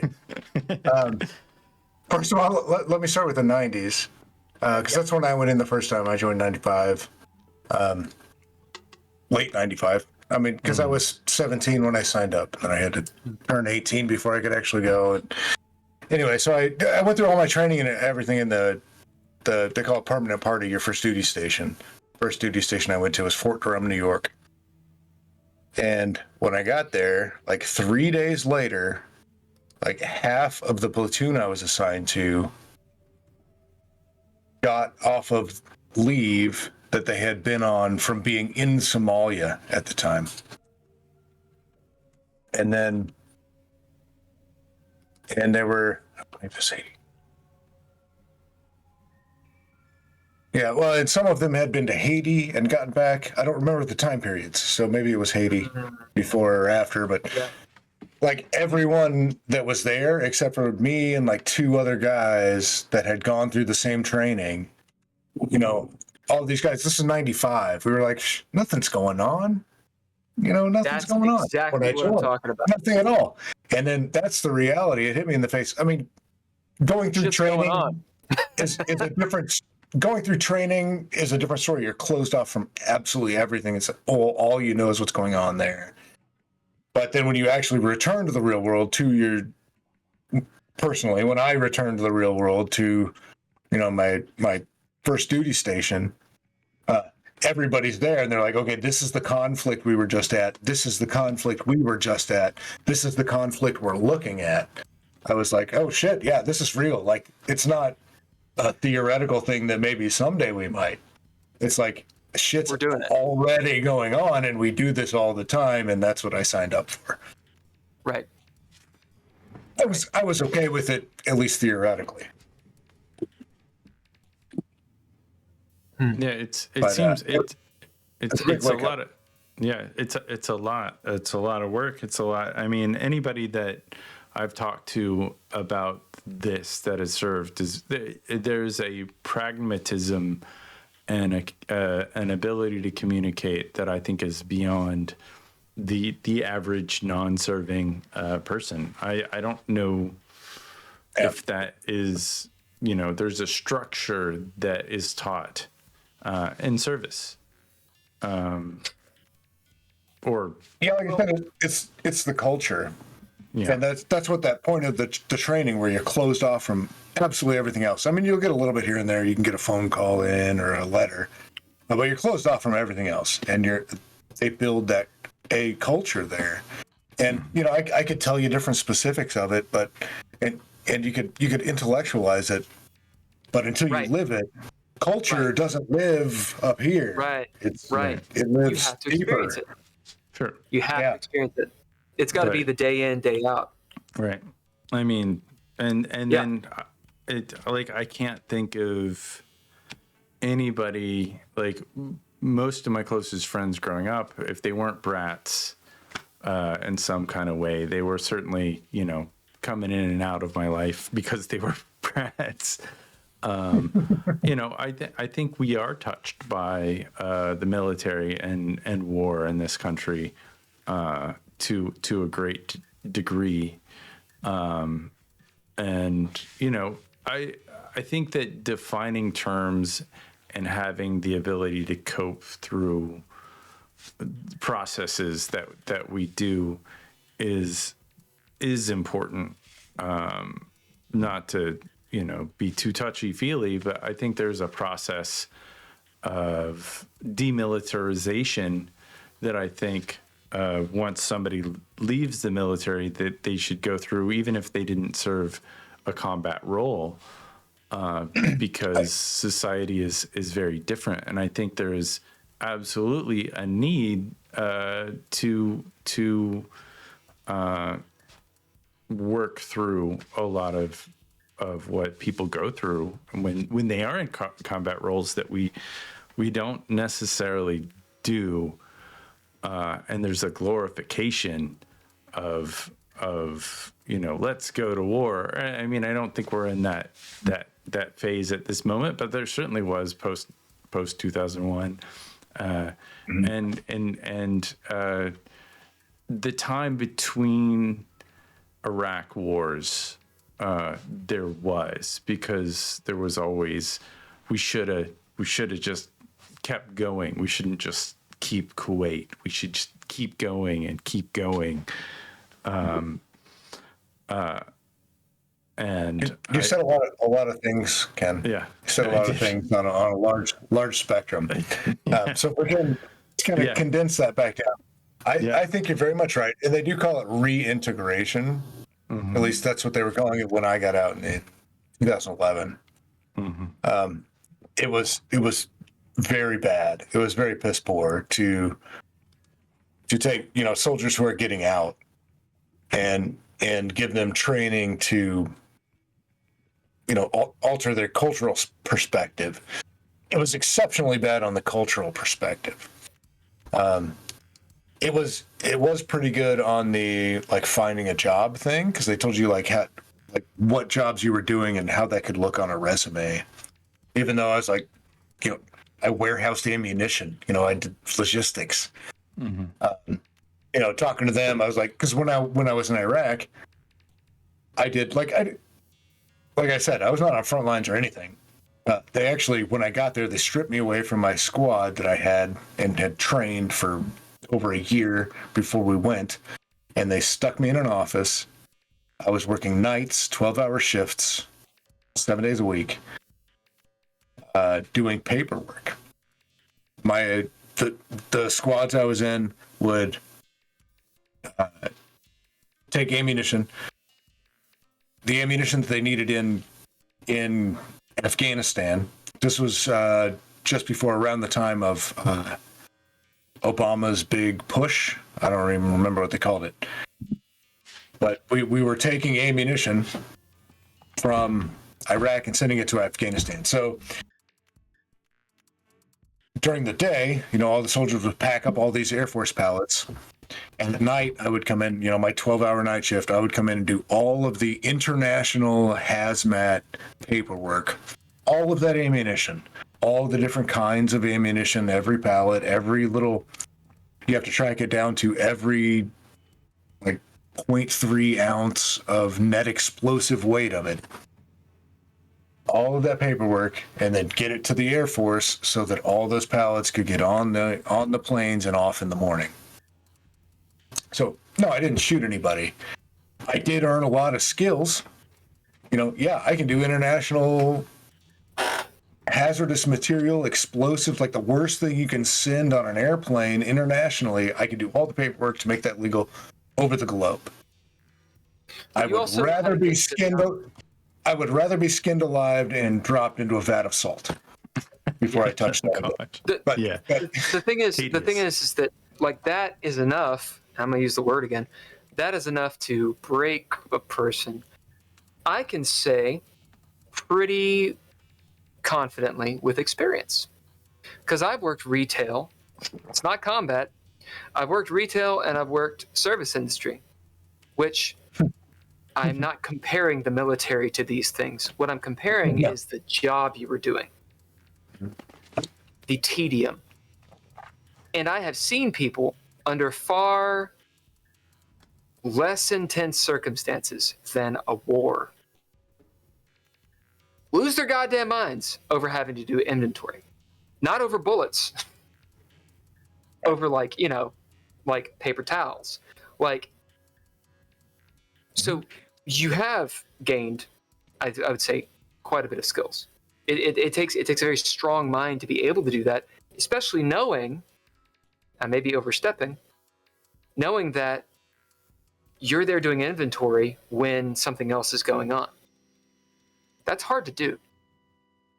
It's hard to get shit done, to do the role that you need to do to facilitate the group. That's hard.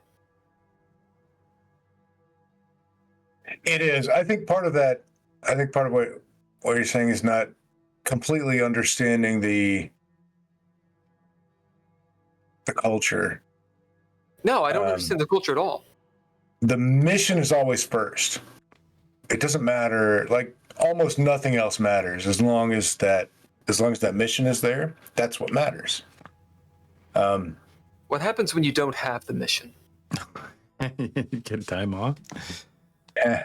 Well, that kind of depends. Yeah, that kind of depends when you don't have the mission.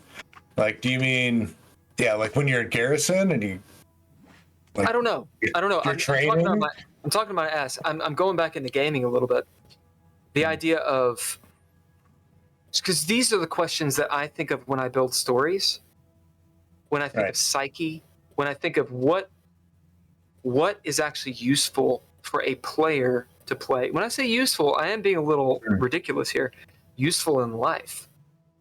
Like, so in this Into Space game, there are these Marines that have been programmed. Now, granted, I'm not talking about real Marines. I'm talking about fantasy Marines in a goddamn space game that I made. Like the movie Soldier? Like the movie Soldier. Yes. I love that movie. That's one of my favorite movies, dude. It's Dolph Lundgren, right? Is that right? No, Kurt Russell. Kurt Russell. Oh. Yeah. And they go to like the trash planet or something? Yeah. Yeah, because he's an older model and they fucking Yeah, kills all the new models. That's right. So that's what I'm saying is that's it. What happens? They are given this mission, which an insane guy who's actually oddly, what's the word, sane, Dolby Newman, who's Ken's character, is the leader. They have a 10-year light year travel, and shit happens on the way. They get to the place. Turns out the intelligence was bullshit. Turns out they weren't told everything. Turns out, Dolby has to make decisions. Boom. He's got a person with them who's not a Marine, who is, it's Andrea's character, who is actually a mercenary, whose politics don't quite mix. So there's some mutinous ideas. He's got an RI who's obviously working against him. Now they've got to go down. They know that they are 10 light years away from the Sol system. And shit's like, okay, what's the mission? What do we do? How do we make... That's the game. I find that interesting, and I think a non-soldier can play that game. What I thought was interesting, though, was the way that people approached the hierarchical system, the mission, all this. That's what I'm interested in. Yeah. I mean, there was a lot of, I was expecting mutiny often from everybody. It was awesome. It was awesome. It was this very, time. Looking over the shoulder. Ken, that freeze frame is terrifying. That's great, man. I'm glad you found that little trailer, man. I was enjoying watching the trailer while you were talking. So what do you think about that? I mean, is it off base to do that kind of game? None of us are soldiers. Actually, Jazzy Cabbage, that's his name. Yeah, he's actually a soldier. They were they served I think, and not a different capacity that you did. They were certainly in infrastructure. Yeah, what do you think? Like I said, it's a game, man. Play a game. I don't care. Do what you want. Like Call of Duty, play a game. The problem I had with that short was the way it was presented. Like, we understand, we've never been there, and we understand what's going on, and they're broken, and how do we do that? That was just totally wrong. It sounds like in a game like that, that's great, and I like how, like, especially Mothership, come back to that, I like how when you make your panic checks, it's basically a save. If you fail your panic save, and it's based off your stress. As your stress goes up, the more likely you are to panic. Right. Then it gives you a condition of being. There's all different kinds of conditions that you can get. It's a little roll table of them. And I like something like that is a great way, or a good way at least, to exemplify the different kinds of things that or the different kinds of behaviors that can be exhibited after experiencing something like that, without diving into, so far as, okay, you experienced this, and so there's that, and so now you have survivor's guilt because of this. Mechanically, like, I think that's bad. That's where I think there's you need to draw a big line before that. You can give umbrellas terms like, okay, so now you're, you've got a. So in Dreadlord, you can be bewildered, and you can be stunned. These are the mechanical conditions, right? Which reminds me, and they have, minuses and shit, like, for numbers. In Mothership, when you get a condition, is it strictly role play, or does it also deal with your numbers? It can be both. It can be both. I don't know. Let me look it up. Yeah, that's cool. So most of what happens in Dreadlore is, okay, so let's say you're in a horror movie type game, where you've never ever heard of a zombie, and you see a zombie, and so you have a horror element. You have to make a sanity roll. Okay, let's say you fail the sanity roll or whatever. The arbiter tells you the stakes. If you succeed, this. If you fail, this. Cool. Let's say regardless, you're going to gain a derangement box, so you can get up to 6, and then you're batshit crazy. You become an NPC. There's 6 different derangements. So the idea is you don't go crazy all at once. You go crazy, you exhibit all of these derangements before you actually lose your character. You're never going to really do it. Interesting. The idea. You just are fucking nuts. So the idea is, let's say you have tics. That means, like, movements, OCD, saying things, repetition, that kind of stuff. Usually a physical thing. Yeah. So you're like, cool, I gained that. That is giving the player a tool to role play. You failed the sanity check. Right. Here's your tool for role play. Also, you get a flaw, which is a trait, which is a resource to use to do shit. So, you get a flaw, which means impulsive. You can use that however you want. You go into a Burger King. Impulsive, I bid that, and I do this thing. It's a flaw. You can still use it. You're building your character even with your quote unquote failures. There's no failing. It's a story. You're telling the story of your character. You're never losing something, right? Yeah, there it is. So the idea is, like, let's say you're a quote unquote insane, or we'll say broken character, right? Yeah, you can't see it. You're not broken until you've actually lost control. It's so loud, Ken. Yeah, that's okay. I'm not going to be able to see that, but I get it. I understand what you're saying. Yeah. Oh, he's involved in the tech now. Trying to make that autofocus? Yeah, no, it doesn't autofocus. I bought my webcam specifically to never have it autofocus. It is a non-autofocusing. Do you do the hand? Do you do the hand thing to the white balance? To get the light better. If you put your hand up, sometimes it brings. Yeah, it's not really. Let's all do it. Let's all do it. Try it. Everybody try it. Actually, I'm going to run to the bathroom. I'll be right back. I got my ears on. It's something that. Anyway, I figured it was the light. It's the light because I start to get blown out because I have this massive window behind me. Yeah. It helped me a ton turning off that light, actually. Yeah, that light behind you really messed with you. Do you have a light? Do you already have one that's in front of you? I have one light on, but there's so much light coming into the room this that I actually have to turn all the lights off. I'm basically sitting in the dark. What if you? This is just obviously a tangent. In Discord, can you do the blurred background, and would that fix it? Every time I turn on that blurred background, it looks like crap. I mean, Just to looks me, bad. it just Yeah. like. I think the blurred it doesn't- background always looks bad. There's no good time to use any of the backgrounds unless you're sitting in front of a green screen. I could put a green screen behind me and do a chroma key with Yeah, but you my could little set it up and it's be ridiculous. box, and I just don't. I don't want to do that. I do think that we should, like, at some point think about doing it, because that camera that you have has an HDMI output, and The you T5? could, yeah, the T5, and you could put it into your computer, use it as a webcam. If I did that as well, we would have really pretty looking images. But that's the future. That's future talk. I need to get that cord. Yeah. Yeah. It's I like need a to use it. I $20 need to cord. get the cord for. I need to get the cord for like $20. That's a bottle of bourbon, dude. Yeah.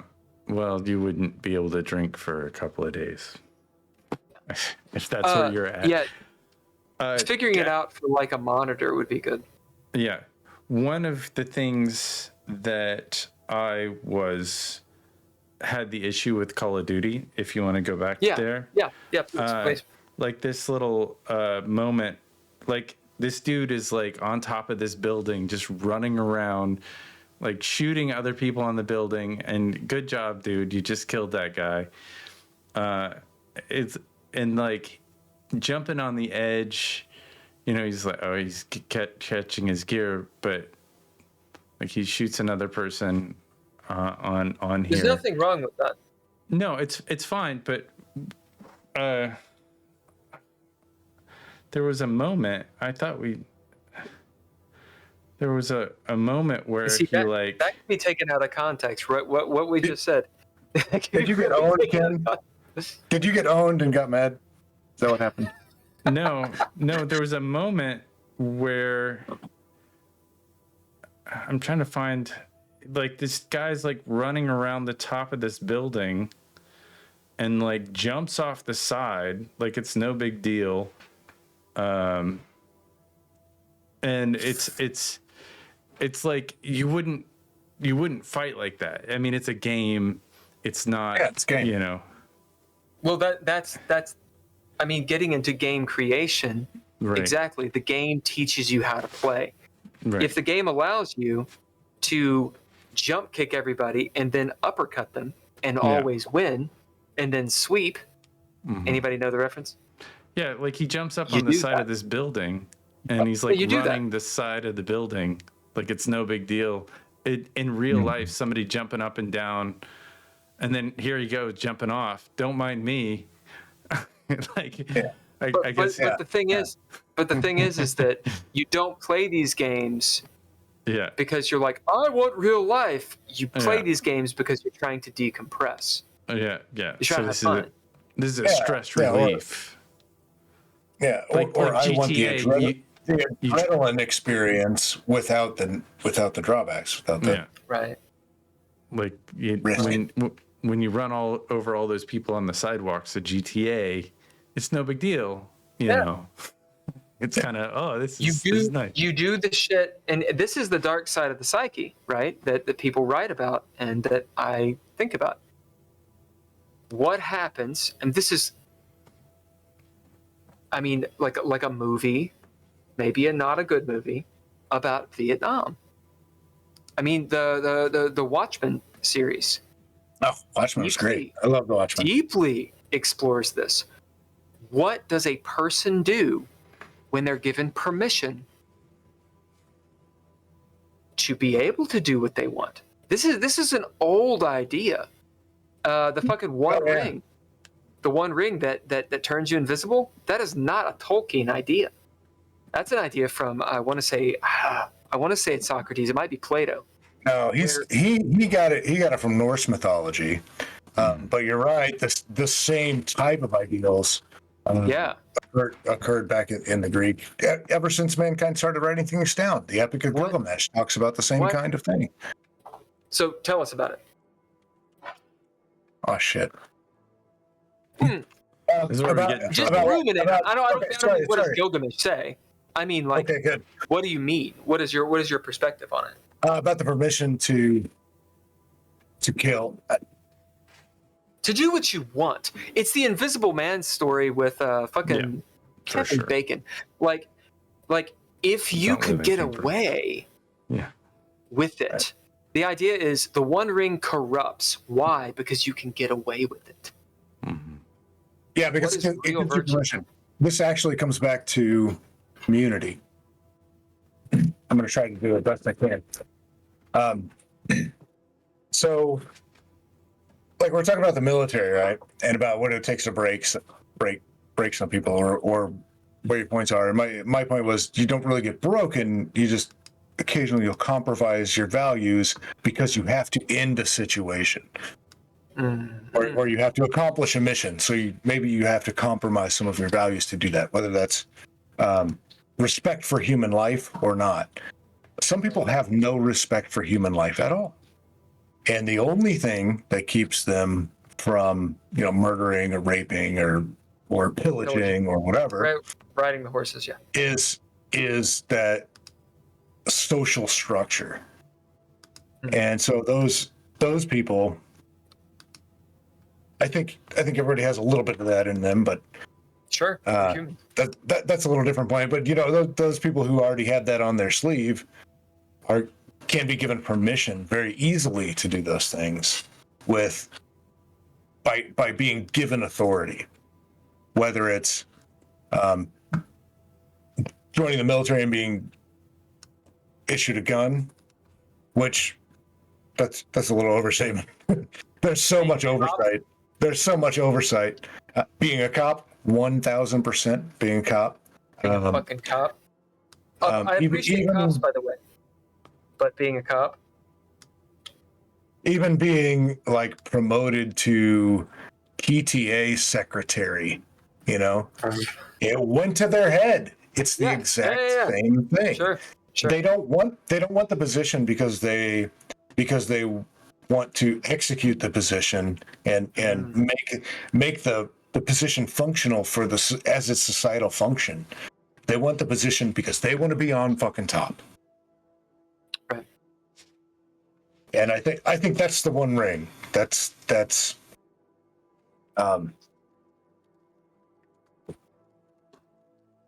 fear, and that's the power corrupts, and absolute power corrupts absolutely. Not every time, not all the time. If it's this goes back to what we're talking about, the military compromising the values. Your integrity is how much you can operate without compromising your values, right? So someone with high integrity is someone that you want to have those positions. Samwise, for sure. Samwise for president. All day long. What's he going to do? Nothing. Fucking great. Don't do anything. That's what I want you to do. You have all the power. Don't do a fucking thing. Or if I need you, carry me to the volcano. Whatever. One could argue that God is like that. Oh. I don't believe in God, so I think that's a tough sell. Yeah, which God is what I want to know what you're talking about. Right. Fair question. Fair question. Ken, do you have a rebuttal or an agreement or an anecdote? I was looking at this chart that Miller sent a minute ago or a while ago. I couldn't tell you when. It was the last thing you sent, and I think it kind of is related to some of the stuff we're talking about. I can't really see it, but is this with the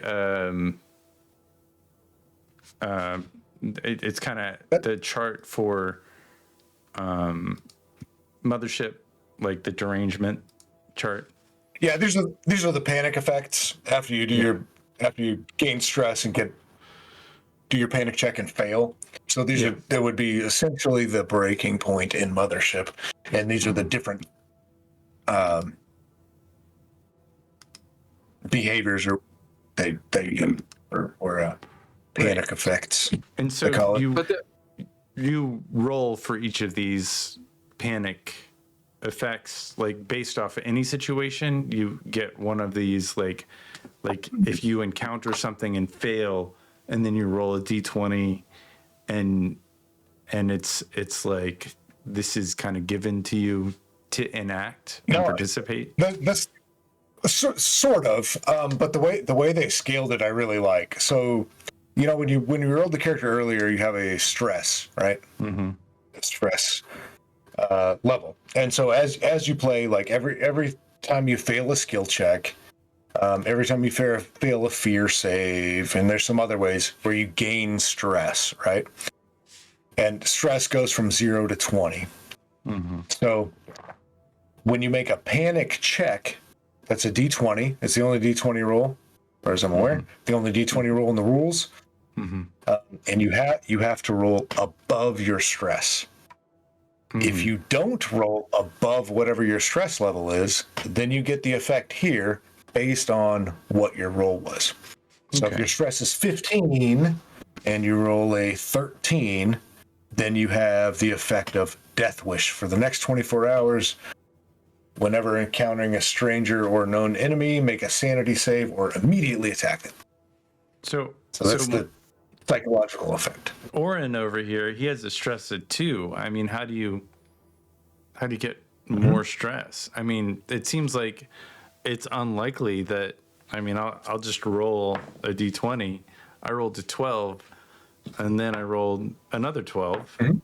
I rolled 3 12s in a row. That's some fucked up shit. And 8. Well, that's 18. It's because your stress is at 2. Yeah. And that's your stress when you start the mission. Yeah. So when you get more stress points as you're just given more stress. Yeah, and it's situational based. Like Bemizo Station, for instance. Not the first thing. The second thing you do is you land the ship, right? And you have to make this 100-meter low grav vacuum walk to the door, right? To the airlock in the station. I'm going to give you a stress for that. As a warden, you're going to take a stress because that's going to be stressful. I don't care how much 0G you have. It doesn't matter. You're outside the ship. You're doing a spacewalk on this asteroid in the middle of nowhere. I'm going to give you a stress. Mm-hmm. What would the stress for that be? Walking around out just there? One. I just, I give you one stress, just to increase, and then that's kind of that's kind of the experience you get as being a warden. You know how much stress to give for certain things. Mm-hmm. So you get to the door, it doesn't work. Like the codes you were given doesn't work. It's locked out. All you get on the screen is like this little line image of a clown dancing, right? Mm-hmm. And nothing you do works. Great. Everybody take a stress. So somebody has to hack into that thing, right? So somebody knows hacking or industrial engineering or whatever they think might be able to get them into that door. So that's a stat check. So if you fail your stat check, you gain a stress, right? And then somebody has to try something else, right? But so let's say they succeed. So I have a stress of 5. I rolled a 4. On your panic check, you don't always call for a panic check. The panic check is like once you go, once you're in the building, you hack open another door, into a cargo bay. Mm-hmm. The door swings open. You hear a mechanical sound, and one of your crew, has a shoulder sticking out in front of the doorway, and an automatic turret on the roof fires off. So everybody make a panic check, and so-and-so is probably going to get shot. Mm-hmm. You fail the panic check, and then you roll the d20 again, and I rolled an 11, so I'm suspicious for the next week. You use your same roll, and that's cool. That's what I like about it, is that it scales. Oh, so because I rolled a 4, it would be overwhelming for the next 10 minutes. Overwhelmed. Yeah, so those smaller numbers on the panic effect are lesser than the larger ones. And that way, if you only have a 2 and you fail at 2, it's not going to be that impactful because you're not that stressed. But if you're at 16 and you roll a 2, okay, you're panicking a little bit, but it's not game over, man. You're just nervous. Oh, I see. But if you roll a 20 and you're at 20, it's time to quit. If you're at 20, you're done. That's it. That's it. You're dead. I'm not doing this anymore. Fucking I'm out. Spontaneous human combustion right there is it's screw you guys. I'm going home. Yeah, I've had enough. You're no longer playing the game. You are not. Yeah, that's okay. Just like any other role-playing rule that's written, you can always adjust it. Not necessarily definitive. Right. Well, I think that we've been here forever. I gotta go make dinner for my grandmother. Man, I'll tell you, we did not even get to politics. Yeah. Oh, do we have some politics? What are we going to talk about politically? Oh no, we're going to save that for another the next time. one. Okay. You've got dinner to make. Yeah. Thank goodness, because I feel like the last 2-3 guests we just talked politics. I thought you had some really good insight, and I appreciate. I would like to play a game with that one of your modules for sure. So I won't read them because that's important, right? Don't read the module if you're going to play it. It depends on how good of a player you are. If you think you can read the module and not bring that into the game, and if you can separate player knowledge from character knowledge, yeah. Then go ahead and read it. If not, either way, I don't really care because they're both pretty flexible, and I can move around. So anyway. I think it's really cool. What other games? You play a lot of indie games. What other indie games? I know we talked about a few. Is there anything that you've played recently that? Linen Tapestry is far and above has my attention more than anything, and that's probably just because I'm a big sucker for the historical fantasy. Political thing. I haven't done it in a long time, and it's really hitting a sweet spot. But other than that, Shagath, that runs the indie TTRPG server runs a game of Vast Grim, which is kind of it's a like sci-fi spacefaring version twist of Morkborg. There's a lot of other rules and stuff. I've been playing that, and it's kind of interesting because we're kind of homebrewing some of the rule sets and stuff. So that's been kind of fun. I've been playing that. I'm looking into Delta Green. I haven't played that. I haven't played it yet. A lot of people talk about it, but nobody wants to run it. So I'll be running that toward the end of April on our April Ween thing in the indie RPG server. Yeah, that's as far as, that's a lot of games. I think Bill's correct. We need to play more games. What do you think? That's the whole point. Play more games. Not to backtrack at all, but what do you think about as a part of demilitarized, or what is it called? There was a term when you are, I guess, when you stop serving in the military and you go back to civilian life. What do you think?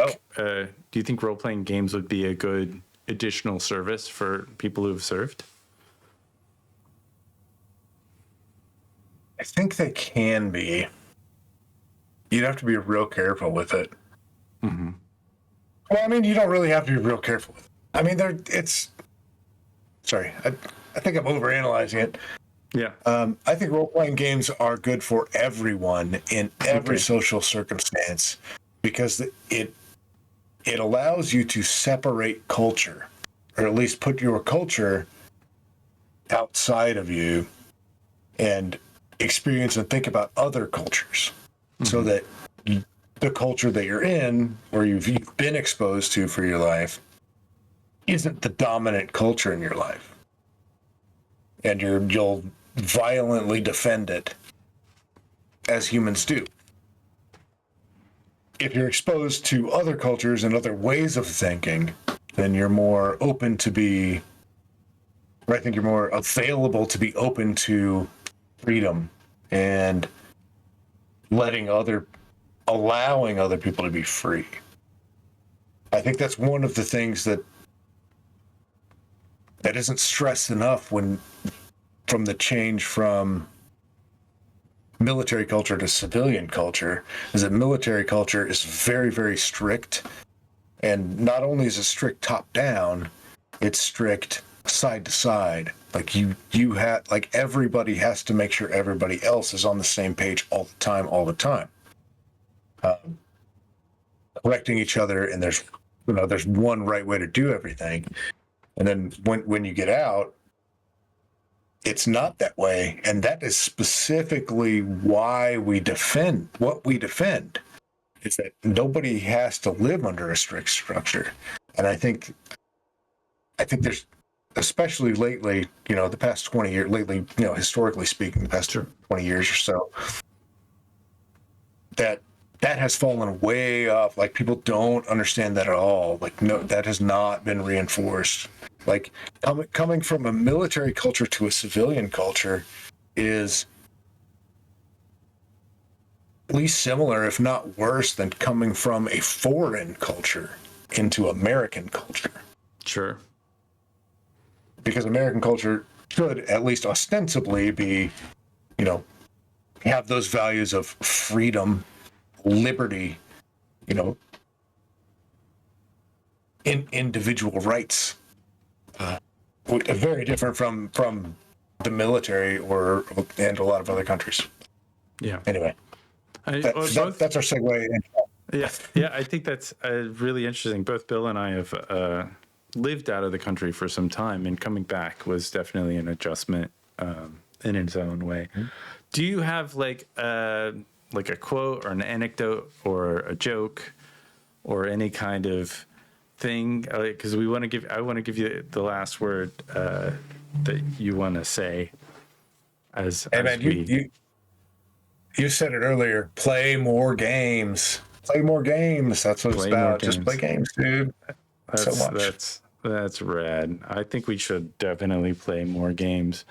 This has been the Geeky Gamer Podcast, hosted by Ken and Bill. We have a Patreon. It's there.